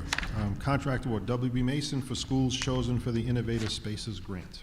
Thank you. And item 18 is that item I promised was coming at you momentarily. That is in relation to the furniture. The other schools, is, in addition to Norwood, but the other schools for the Innovation Spaces Grant went with WB Mason. Again, part of a consortium, competitive pricing, bidding, and this would round off the purchases for furniture for those Innovation Spaces grants. Move approval. Second. Any discussion? I just have a question. Ms. Hazelwood? I've heard that WB Mason is very expensive on their furniture as opposed to Demco. Can you tell me why we would go with the more expensive? Absolutely, yes. So, schools, well, before we answer that question, schools were able to choose from a variety of different sources they wanted. WB Mason, what we found for a number of items, not every item one-to-one, but for a number of items, we're looking at durability. Certainly everything needs to meet the highest fire code ratings for furniture, especially anything to do with cloth. WB Mason meets all of those requirements. Okay. So that's been a kind of a favored product for, at least what these schools are purchasing. But Yep. what we did is those plans came in, kind of scrutinized the plan as a team of ourselves to see if there were options to go to Demco. Also, other options we've done is pull things off of WB or any, and go to Amazon for a few items to try to make sure we're always getting the best pricing. Because if I can save a little bit, a lot of places, we can buy more stuff. So Norwood went with Demco. Is that my understanding? Norwood has a combination of Demco and WB, I believe. And anybody else could have gone with Demco as well? Any other school? Absolutely. If the items that they were looking for were something that Demco did probably better than WB, they would have shopped there as well. Okay. All right. That's because I'm hearing that some schools did not get that option. They were told they had to go with WB Mason. No, not at all. So what we did is we, when schools were in the design phase process and looking for a solution or a design to be drafted for their room, we shared the contact information for WB to help them with that design. But when those items came in, that's when we did the comparison to see if we could do better elsewhere for items. Schools did that themselves as well. So if a school, people at the school come back and say, this is what I actually proposed, but this is what I'm actually getting, what can they do with that? Because I want to make sure I know it's grant money, but it's money that we are fiscally responsible for, regardless of where it comes from. If we can get more, and just as good, because I can't believe Norwood wouldn't, with Sabrina being nominated as Principal of the Year, right? So I would think she did her due diligence before she went ahead and approved that. Is if there are other schools that are saying they could get comparable materials through Demco, will they have that option? I would say absolutely. There was no school that that I'm aware of that wanted to go with anything from Demco but settled for WB. It was all the schools that worked with WB and selected their items from WB. And from there, other schools from there, like Norwood, shopped Demco. So it They was the other shopped around, direction. yeah. It wasn't, we didn't take a Demco and push a WB. All the schools gave WB, and this school gave Demco and WB as a mix. Okay. Mr. Testa, Ms. Backus? you all set? I am. I may say more after you, but go Um, ahead. Dr. Taylor, we also shop sometimes at Amazon for things as well, right? Can you say that again? I didn't hear We you. also shop at Amazon at times for things when we can find suitable materials and items. Yeah, absolutely, yeah. So an example of let's say if either WB or Demco wanted a bookshelf that could be found on Amazon for a few $100s less. We noticed the same thing with whiteboards, Lego boards, manipulatives. We tried to shop, many different vendors to get the best pricing. There's a lot of work that was put into this. Thank you. And also, I was just reminded too, Oakland Beach, I believe, went with some Demco stuff as well. They are going to get Demco? Oakland Beach? Yeah. Is that right? I think they would prefer to get Demco, actually. And it's not all or nothing. There's things that WB is just WB stuff and Demco is Demco stuff. And it's really, for this grant process, we really tried to work with the schools, the principals, the design teams. I know it's all going to be beautiful. Yeah. I know that. And We're I'm just going to meeting- be super proud when it all comes out. I really am. But I just want the schools to get as closely to what they have asked for, in the budget they have asked for. And that's what I feel like exactly what we're doing is they've asked for WB and we're here before you respecting their wish for WB, not trying to undersell something less expensive. So we're trying to meet whatever they asked for. So they will be able to get what they asked for? If if- it's Demco, if that's what they wanted, they'd be able to get that? I would say if somebody has a budget of, let's say, 20,000 in WB and they want half of that then of course there's no benefit to the district to force somebody to spend more money if they want something Right. different. It's just important they get what their design team wanted. That's in the spirit of what they were looking for. Okay. We actually, and Dr. Cecil reminded me too, in some cases, when they put their proposal forward and said they wanted X number of dollars, we tried to even give the schools more money if they wanted. Like when they worked with either Demco or WB or started Which is shopping, they came up fantastic. higher. And so we were able to shift funding around to support. Again, it's about, from the get-go, and I think this is important to highlight, from the get-go, this was a school's team coming together under the leadership of the principal, designing the space that they thought worked best for their school. Yep. And I promised them, and this is why I think this is important for me to reiterate for everybody, my commitment to them was to honor their design team. Too often in this district, in the way past, maybe somebody wanted A and we gave them B because it was cheaper, or somebody wanted C and we said, no, we prefer. This was truly a case where they wanted A and we gave them A, sometimes A plus. And so we've maintained that throughout the last number of months, and I think that's important for folks to understand that we've Yeah. spent a lot of work doing that. And I know they put a lot of work into it, too. They had to put those proposals together, and it wasn't an easy task. Absolutely. They did the hard work. So that being said, I just want to make sure we get as closely to what they asked for. Yes. And within the budget they were looking at, because they could get a lot more if they went through Demco with the budget that they were giving. They'd have extra money to get the other pieces that you need to work those STEAM environments.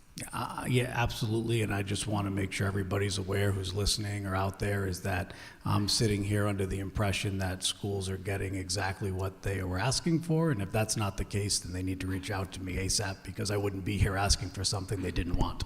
Okay, well, I'm glad that you're open to that, and I appreciate it 100%. Thank you so much. Thank you. Dr. Taylor, maybe this is Dr. Cecil.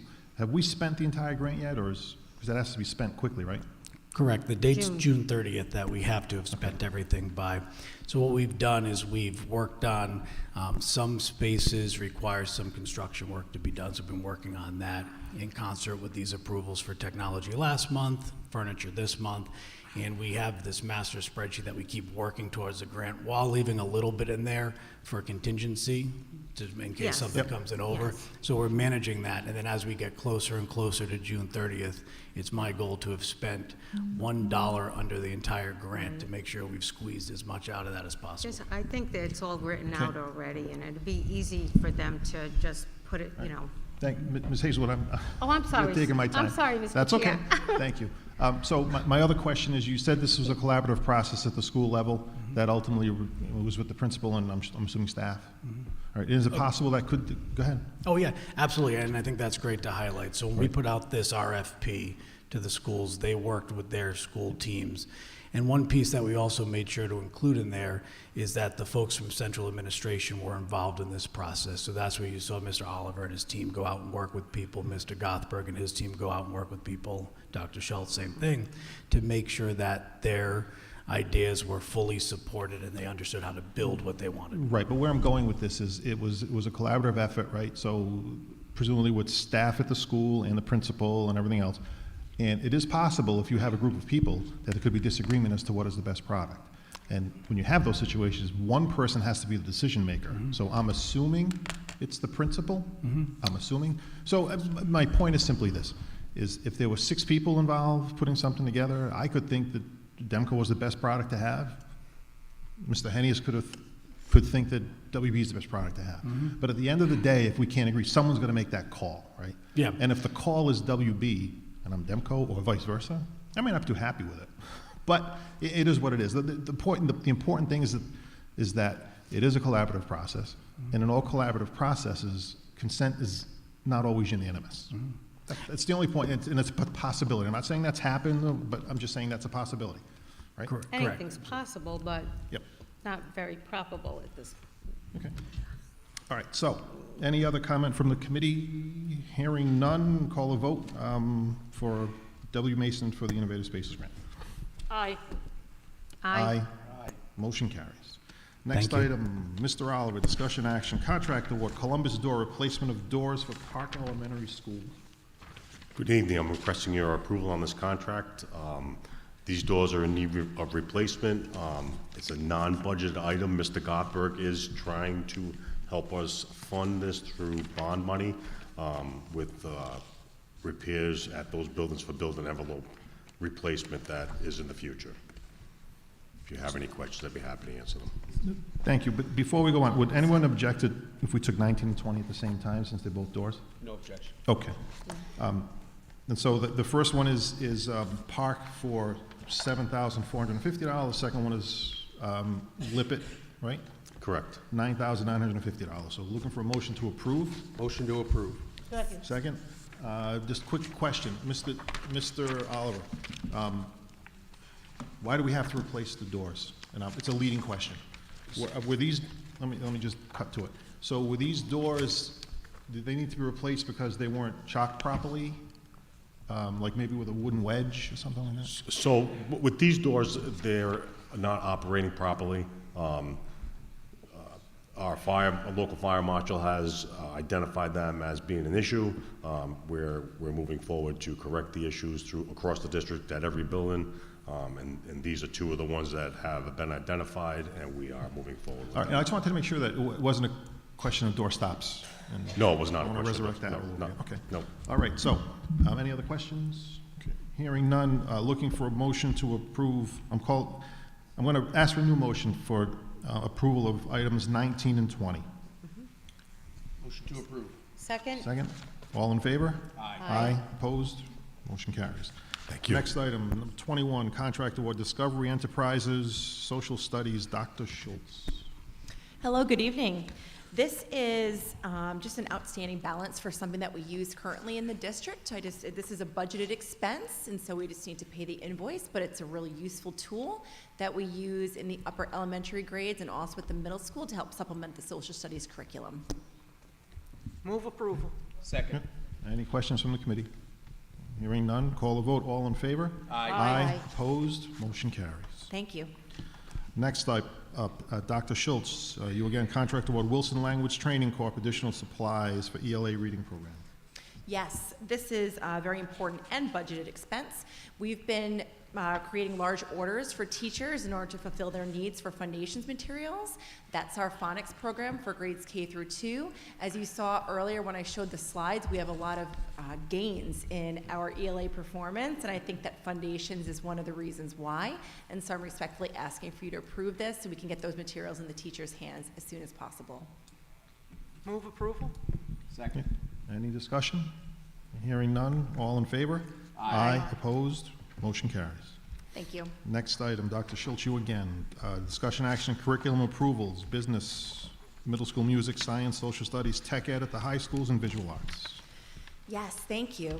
So this is something that I'm really passionate and excited about, and tonight, this is the largest curricular revision that I've come in front of you with. 21 different courses have been mapped out.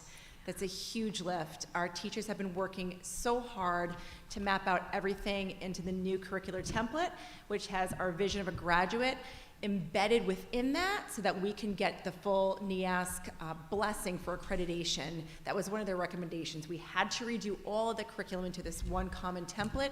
The teachers have risen to the challenge. They've crushed it. There's 21 up here for you tonight. I invite anyone to look. If we approve them right now, then they'll be up on the website starting tomorrow, and you can see we have about 50 on there right now, 50 different courses that have been mapped out. So I'm just really excited about just requesting your approval on these. Move approval. Second. Any discussion? Question. Sure. Ms. Kirby-Chapin. So the hot topic. So going through the social studies with the Rhode Island history, it ties the social emotional learning. Can you say out loud what that entails? Yes, let me just pull it up.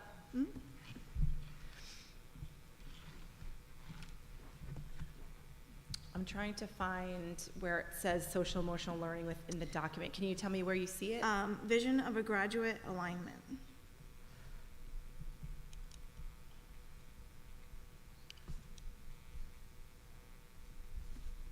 I'm sorry for the awkward silence, everybody. Mr. All Kuzma, right, any so, yes, that is something that I would have to look into, to be honest with you. It says students in Rhode Island history will seek to see the world as others see it by listening, networking, and contributing productively while developing social, emotional, and intercultural skills. Classes will work on developing norms for collaborative learning and managing team dynamics. The only thing I can say is that it sounds like it's aligned more with the portion of the vision of a graduate that has to do with collaboration and communication. There are certain elements of the vision. I'm going to pull it up right now. The vision, if I say it out loud for everyone's edification, is continuous learner, empowered citizen, empathetic collaborator, skilled communicator, innovative problem solver, critical thinker, and healthy and balanced learner. So within that, there is a little bit of social emotional learning embedded. I don't think it's something that's explicitly necessarily taught within the curriculum. I think it's just something that's a product of collaboration and communication. But I can certainly ask the teachers for more information about that if you'd like to table this one particular one this evening. Yes, please. Okay. Okay, I'm sorry. I'll take table. I would, I read the social studies curriculum, and I thought it was very good. And I don't think that the SEL thing in there is a trigger. I don't, Ms. Kirby-Chapin, I know what your concerns are, I don't think they're founded, because the way you just explained it and how it's gonna be taught, when you look at the rest of the curriculum, I don't see how you can warp it. So I'm inclined to improve it. To approve it, then you could always send us that information. You know, social studies is a thing for me. Social studies and history are probably my things I'm interested most in. And so I looked at that curriculum pretty closely because I know what's going on in the world and everything else, and I didn't see that at all in that curriculum. So. But it is a concern for a lot of parents, so I just wanted to address it. Sure. Okay, so, all right, so then if you want to do that, then if you want to, you can make a motion to, what are we going to do here? We'll make a motion to table the social studies? All right, that's what we're going to do, Can we right? just table the Rhode Island history one? Would that be all right for now, and I can Is it just the Rhode Island history or just the overall It's social just the Rhode studies? Island Just the history. Rhode Island history? Okay, so your motion is to table the Rhode Island history portion of the presentation? Is that what your motion is? Yeah. Okay, is there a second for that? Second? Yeah, I'll second A it. second? Okay, any discussion? I seconded that motion because if my colleague has constituents with concerns on the matter, Ms. Schultz is pretty responsive. She'll get that answer over, and then we'll get this tightened up by the next meeting. Okay. Any other comments? Ms. Baggis? Dr. Schultz, if we approve this tonight, can you get us out something in the next week or so to explain how this is all, Oh, absolutely. I was you know, planning on vetted, taken care of? writing an email as soon as I was done speaking, actually. So that way we could I approve could get it to you by 5 a.m. We No, could I'm just approve joking. it, and you have done a marvelous job, and I know you're gonna bring that forward to us. Yes, I'll get that to you as soon as I can. I'll reach out to the department heads. Okay, thank you. Sure. Any other discussion? Okay, so we're calling a vote on the amendment to strip out Rhode Island history. I'll call the vote. All in favor? On the motion made by On Ms. her, Chapman. on her on her, I'm sorry, on Ms. Kirby Chapman's motion to table the Rhode Island history portion of the curriculum. Aye. Aye. Aye. Is that what we're doing? Aye. Nay. Nay. 4-1, motion carries. Okay, now we're going to take, we're going to look for a motion to, right, we're looking for a motion on, to approve the remainder of the curriculums.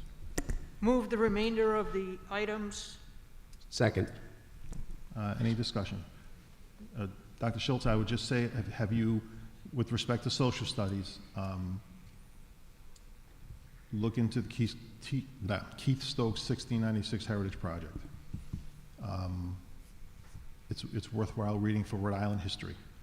He worked with the state on Rhode Island history, so it's a very good history, colonial history, Rhode Island history of the treatment of Narragansetts, the treatment of all different minority communities in the state.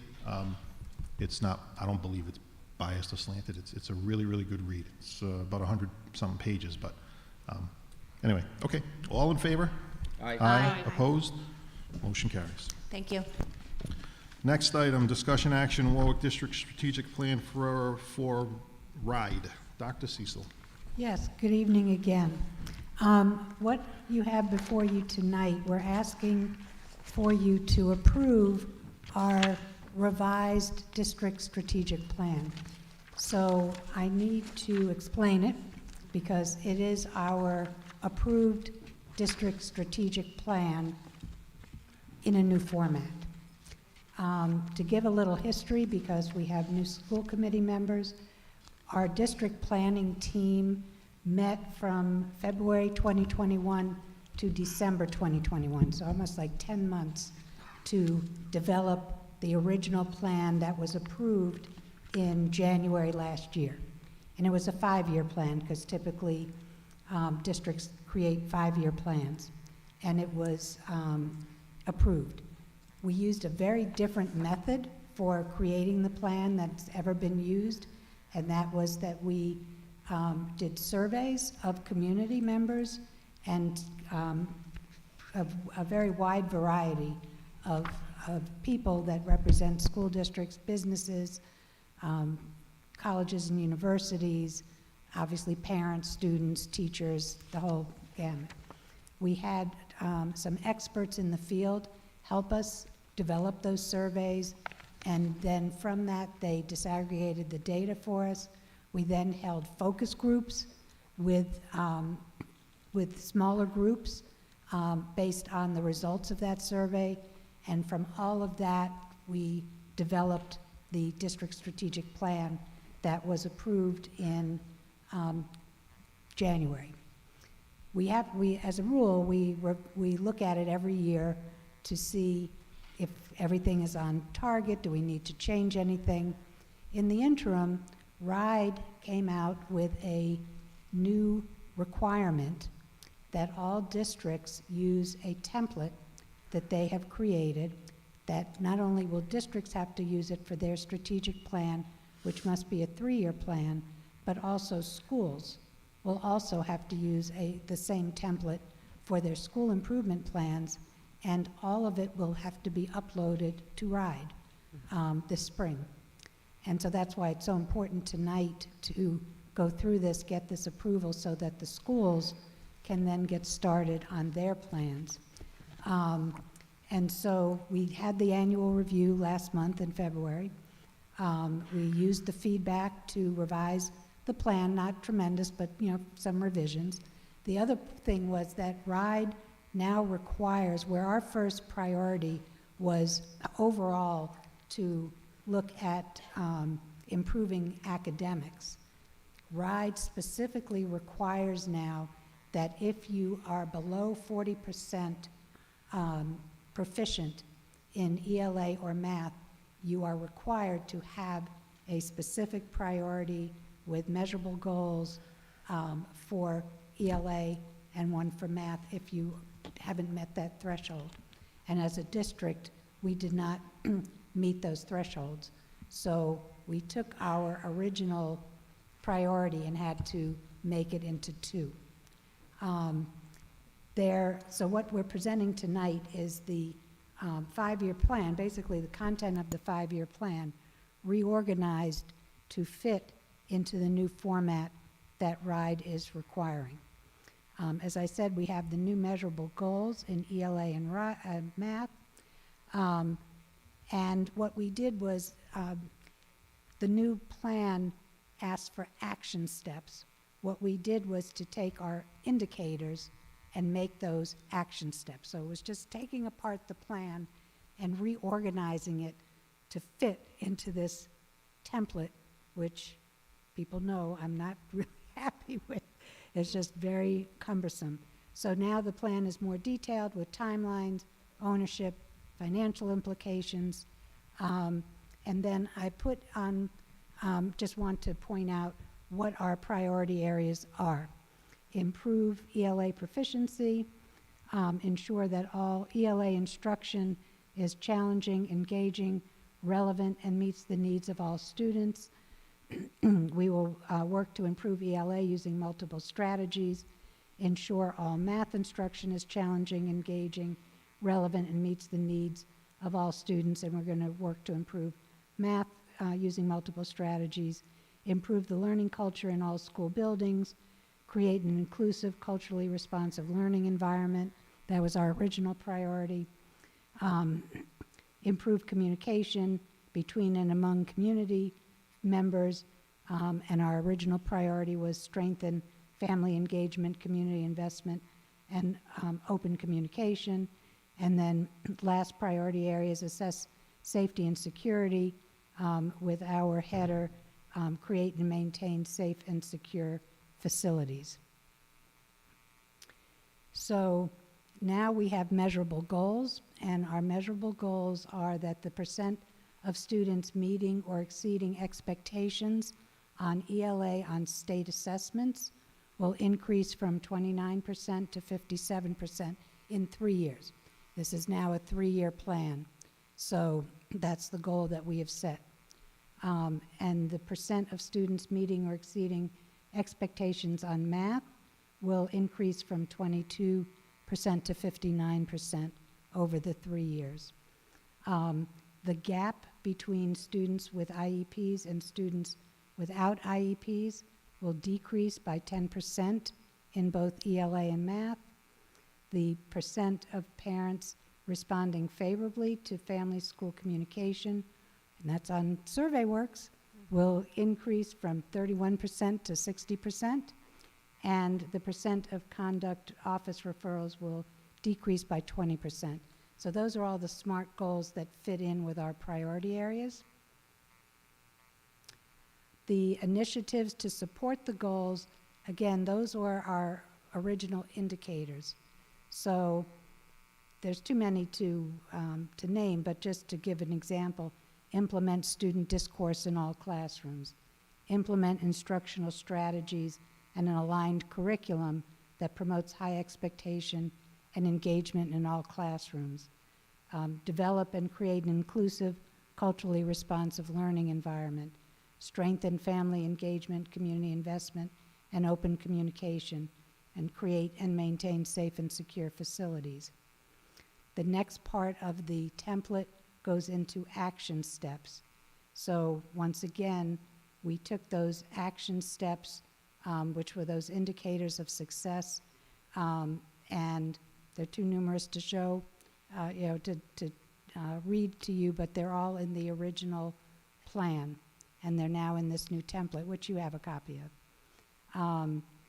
Progress monitoring is part of the plan, and in our original plan, instead of writing SMART goals, we had a growth model where we took indicators, different indicators, to look at growth over time.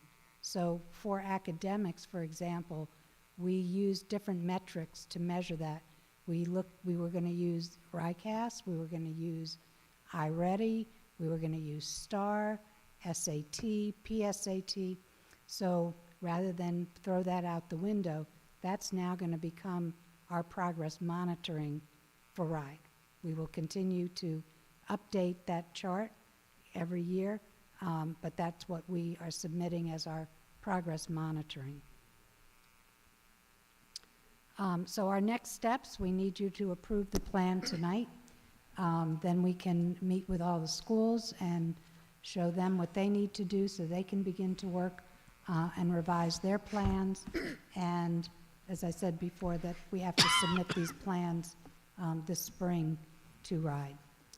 And I'll be happy to answer any questions you have. Move approval.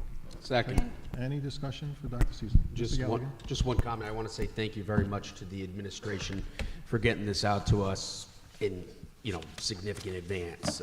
We had, I think, about 2, maybe 3 weeks to review this document, which allowed us to go through 40-something pages and reach out to members of the administration to get clarity. So appreciate that. Yes. Same thing with the curriculum, thank you. Yes. And just to mention, that plan went from 20 pages to close to 50, the same plan, just reorganized into their template. Just have to put that out there. Thank you. Okay. Mr. Testa. Ms. Backus? Dr. Cecil, I was in your office for a little bit when you started on this, and you were a little bit reticent about it, and you did a great job. Thank you. Great job. Thank you. Anyone else? Nothing else? Well, Ms. just Brewer-Chapman? a quick question. Yeah. Just, so I know that this has to be submitted to RIDE, but just what does RIDE do with like the develop and utilize the SEL data dashboard to support decision-making around social and emotional needs? What does RIDE do with that? RIDE is just going to take our plan and read it, and I don't know if they're even going to provide us feedback or not. They are just requiring us to submit them.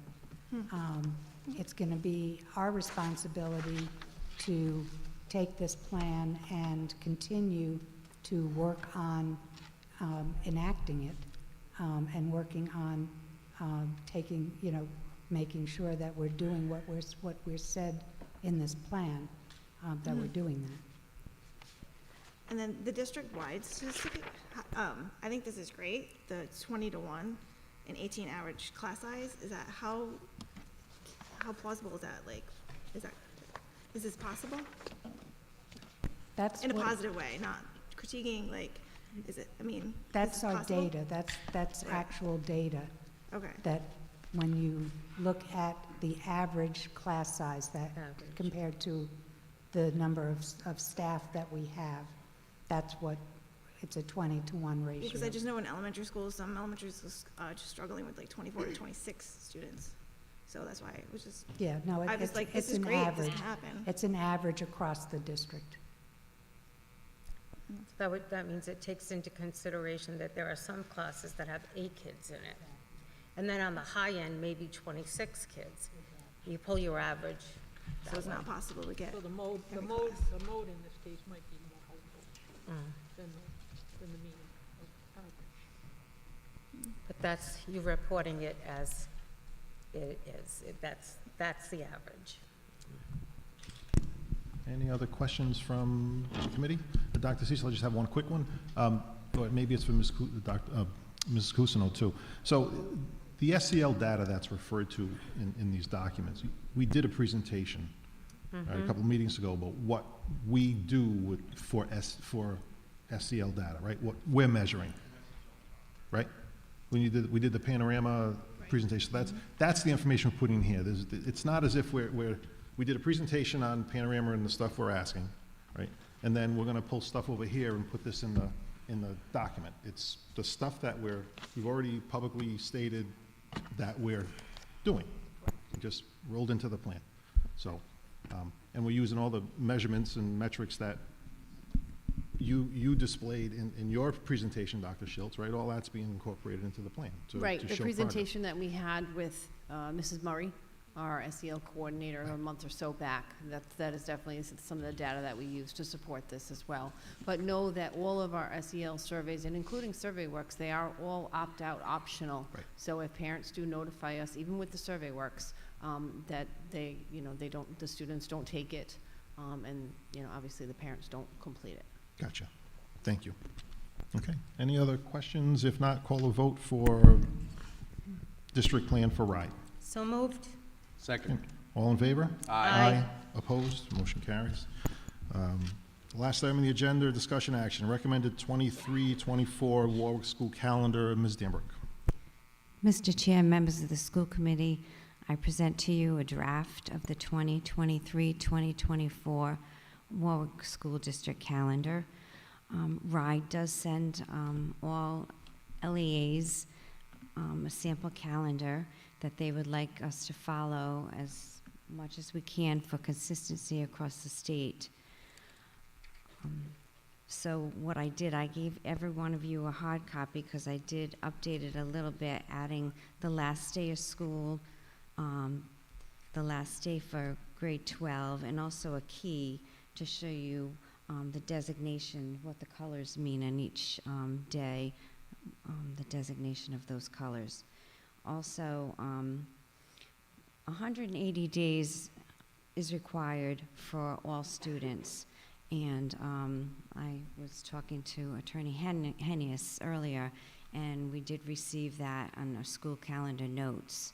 So I know some people have approached me about, in the past, we let the 9th graders go in a day early and the 6th graders go in a day early, but then that would be 179 days for those students, and they'd have a different finish day.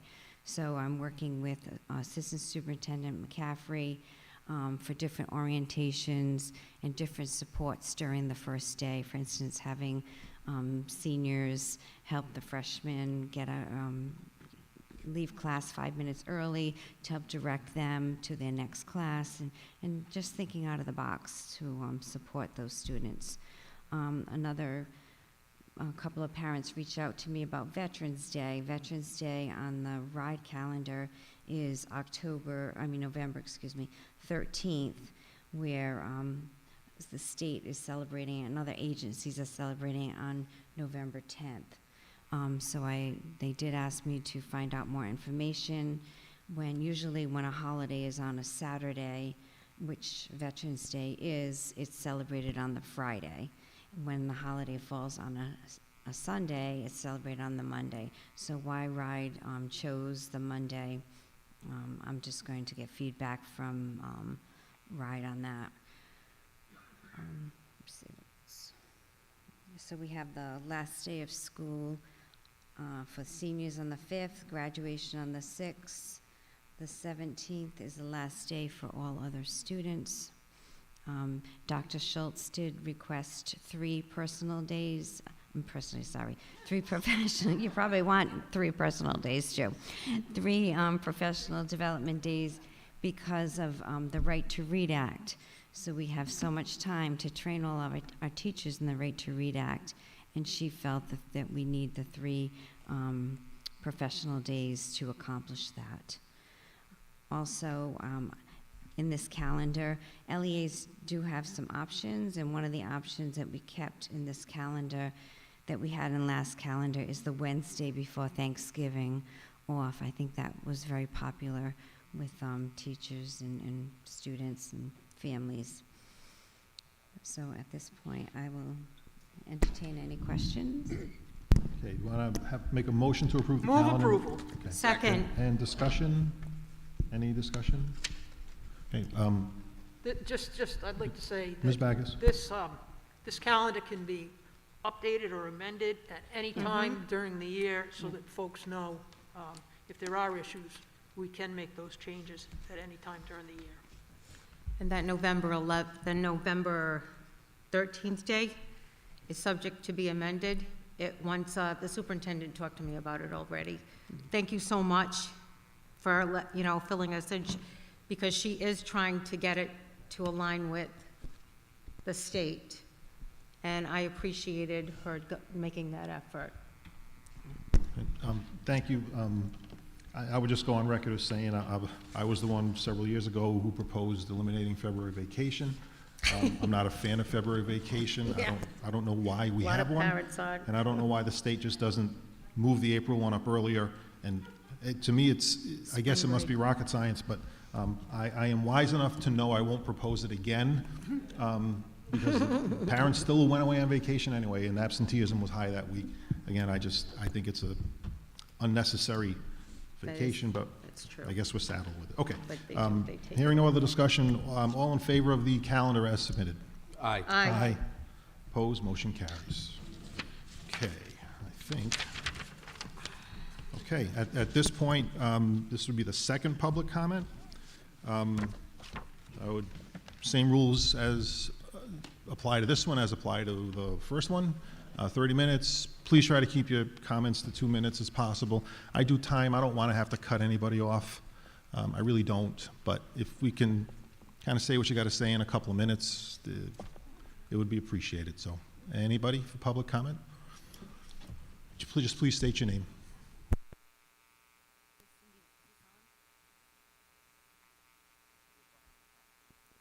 Thanks. My name is Cindy Wilson. So I've never been to a school committee meeting. I don't have a dog in the race. I don't have a child in a school in Warwick, but I listen to talk radio every day. And I don't know if you know, every day, all day, every DJ talks about Warwick. They talk about how our mayor is incompetent, how he hides from the press, all his fake book moments, his personal history financially. And they talk about the inept city council, where the vice president's job is to only shut down the citizens and not allow us to speak. And now there's this. And this is for Ms. Backus. If you cared about this city and about the children like you say you do, you would resign, and you would do it now. Driving while intoxicated was a danger to everyone, not just you. Assaulting a police officer was showing no respect and indicative is the kind of person you are. You should show respect for this city and resign immediately, because this is all over the radio, all day, every day, all of your names. And the fact that you guys hands are tied and you can't do anything is amazing to me. Can somebody commit murder and still sit here? It's amazing. And I really believe that you should resign. You made a mistake, resign. That's the second part of it. Show the kids and the people of Warwick that you really do care, that you care about us, not just keeping your position. Thank you.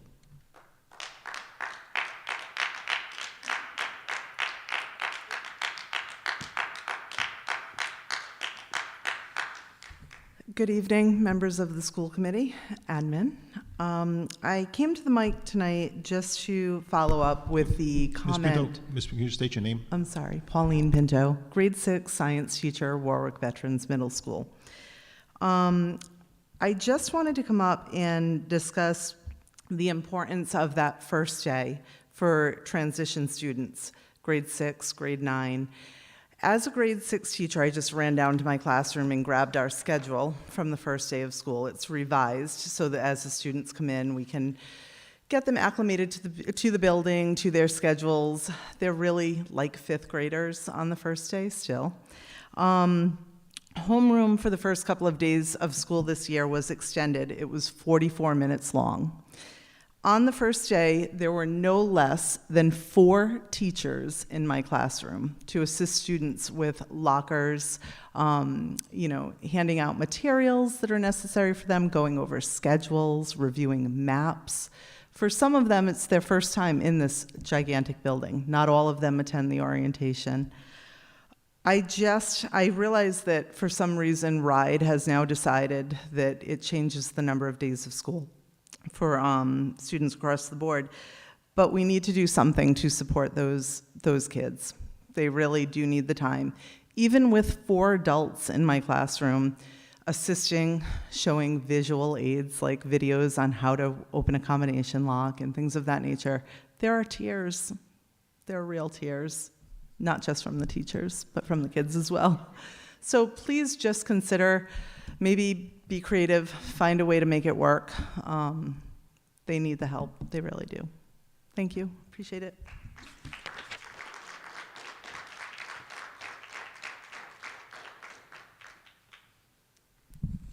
I was just going to comment again. I'm surprised. For as long as I've been in this district, and I was a child in this district too, and it used to be grades 7 and 8, obviously in junior high. Winman was 7, 8, 9, but grade 7 would go by itself.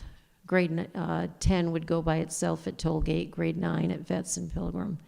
And I forgot to mention earlier, the preschool always doesn't start on that first day either. They have a staggered start.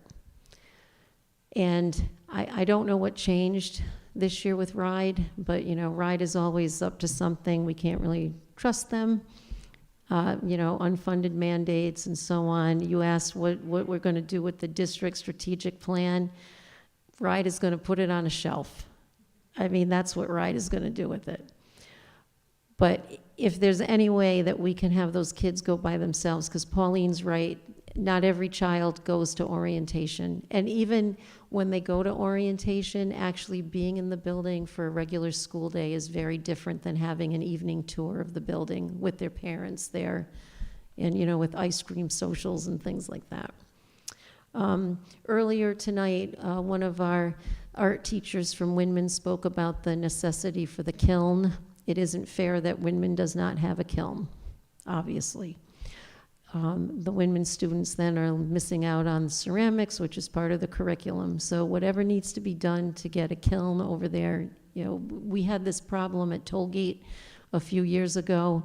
There was the flood right before the pandemic, and something happened with the kiln then, and it took months and months and months, I think, into almost the next school year before they got the kiln. Our programs suffer without having the proper materials. Earlier tonight, you approved a new special ed teacher, which, thank you. We need more. The previous special ed director made a huge, I can't stress how huge, a mistake by reducing the number of special ed teachers in the elementary school, by making resource teachers share schools. Now, in some cases, it has worked out. The numbers are small enough. But there are 4 schools right now in which the numbers are very, very large, and the teachers cannot keep up. And it really isn't fair to the kids or to the teachers or to the program or to whatever. So we need more special ed teachers in the elementary level right now. And as far as, thanks, we do. And as far as administration positions, I'm always one for wanting to, cut. I was a huge critic of a previous superintendent when he created whimsical positions like CAO and whatnot, and then gave that, person way too much money. But the business department needs to function properly. And before Mr. McGrath became the finance director, he was the controller. And he stepped into the position when the previous finance director left very suddenly. And we have been operating without a controller. And here, you know, you will rarely hear me advocate for administration positions, and you know it. But if anything, if we're going to function, if we're going to get our bills paid and our materials and everything else, we need to have the proper staffing in that finance department. Thank you.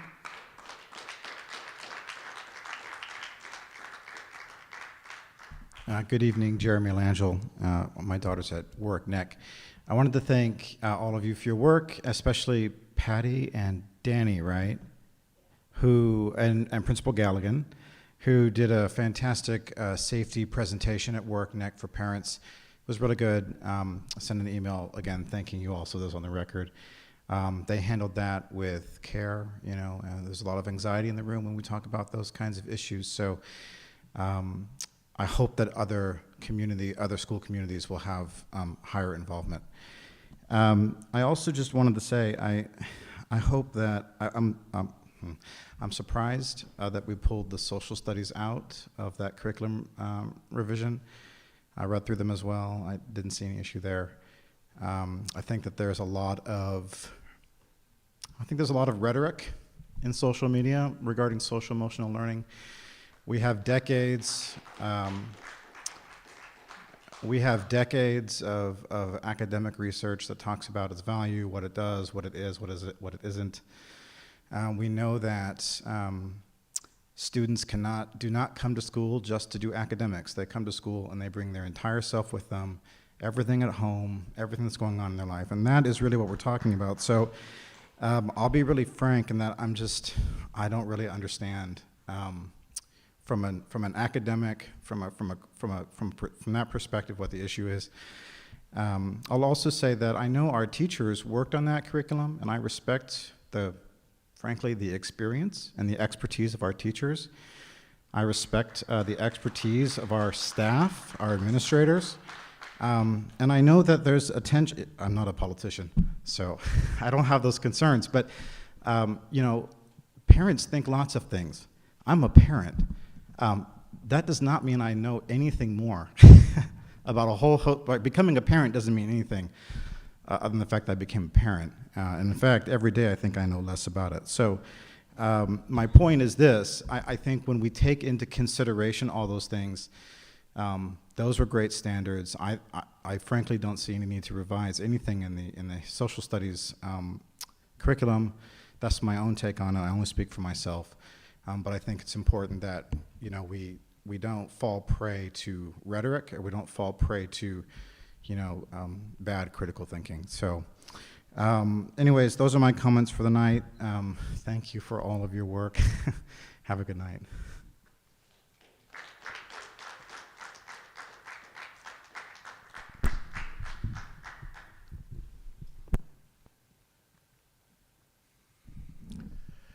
Good evening. My name is Frank Galligan, and I'm the principal of Warwick Neck Elementary School.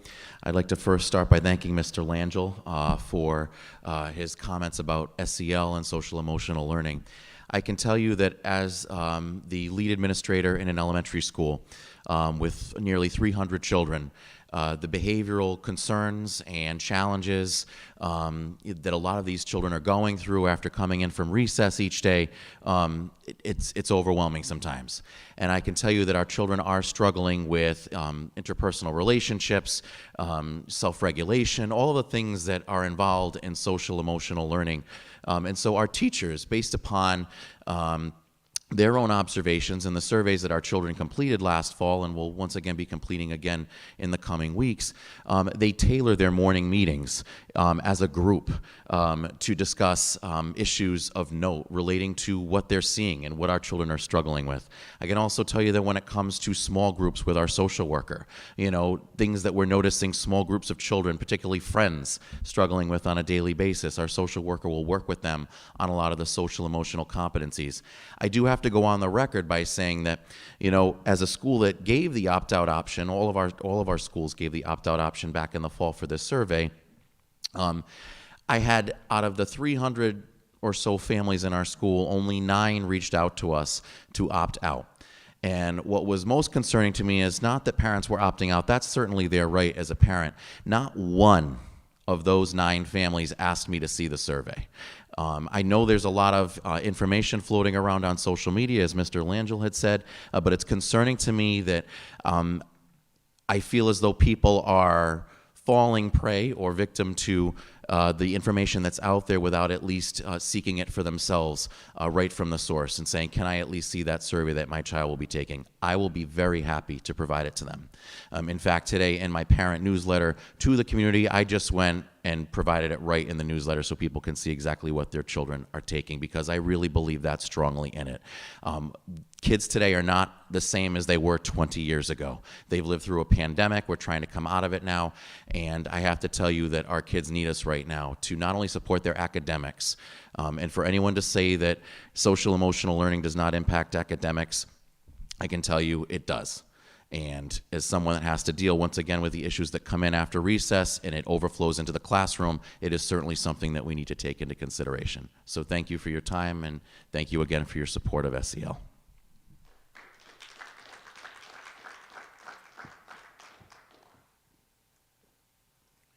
Larry Dorr, Warwick, Rhode Island.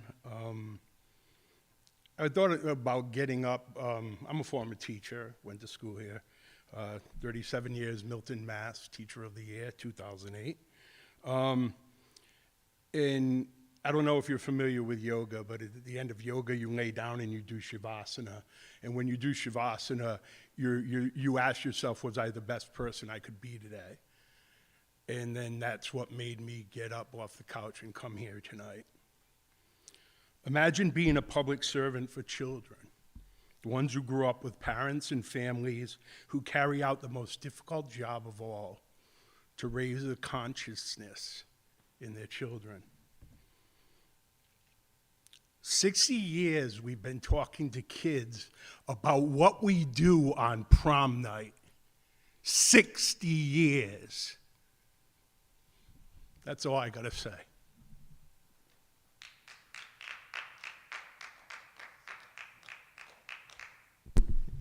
Anyone else for public comment? Okay. Future meetings, Achievement Subcommittee meeting, March 21st, 2023 at 2:30. Policy Subcommittee meeting, March 20th, 2023 at 4 p.m. Warwick School Building Committee, April 5th at 7:30 a.m. Next monthly school committee is April 18th at 7 p.m. Weather permitting? No, just kidding. Health and Wellness Committee meeting, March 23rd, 2023 at 3 p.m. There being no other business before this committee, we'll look for a motion to approve. Motion to dismiss, to adjourn. Second. Second. The mics don't even work. All in favor? Aye. Opposed? Motion carries.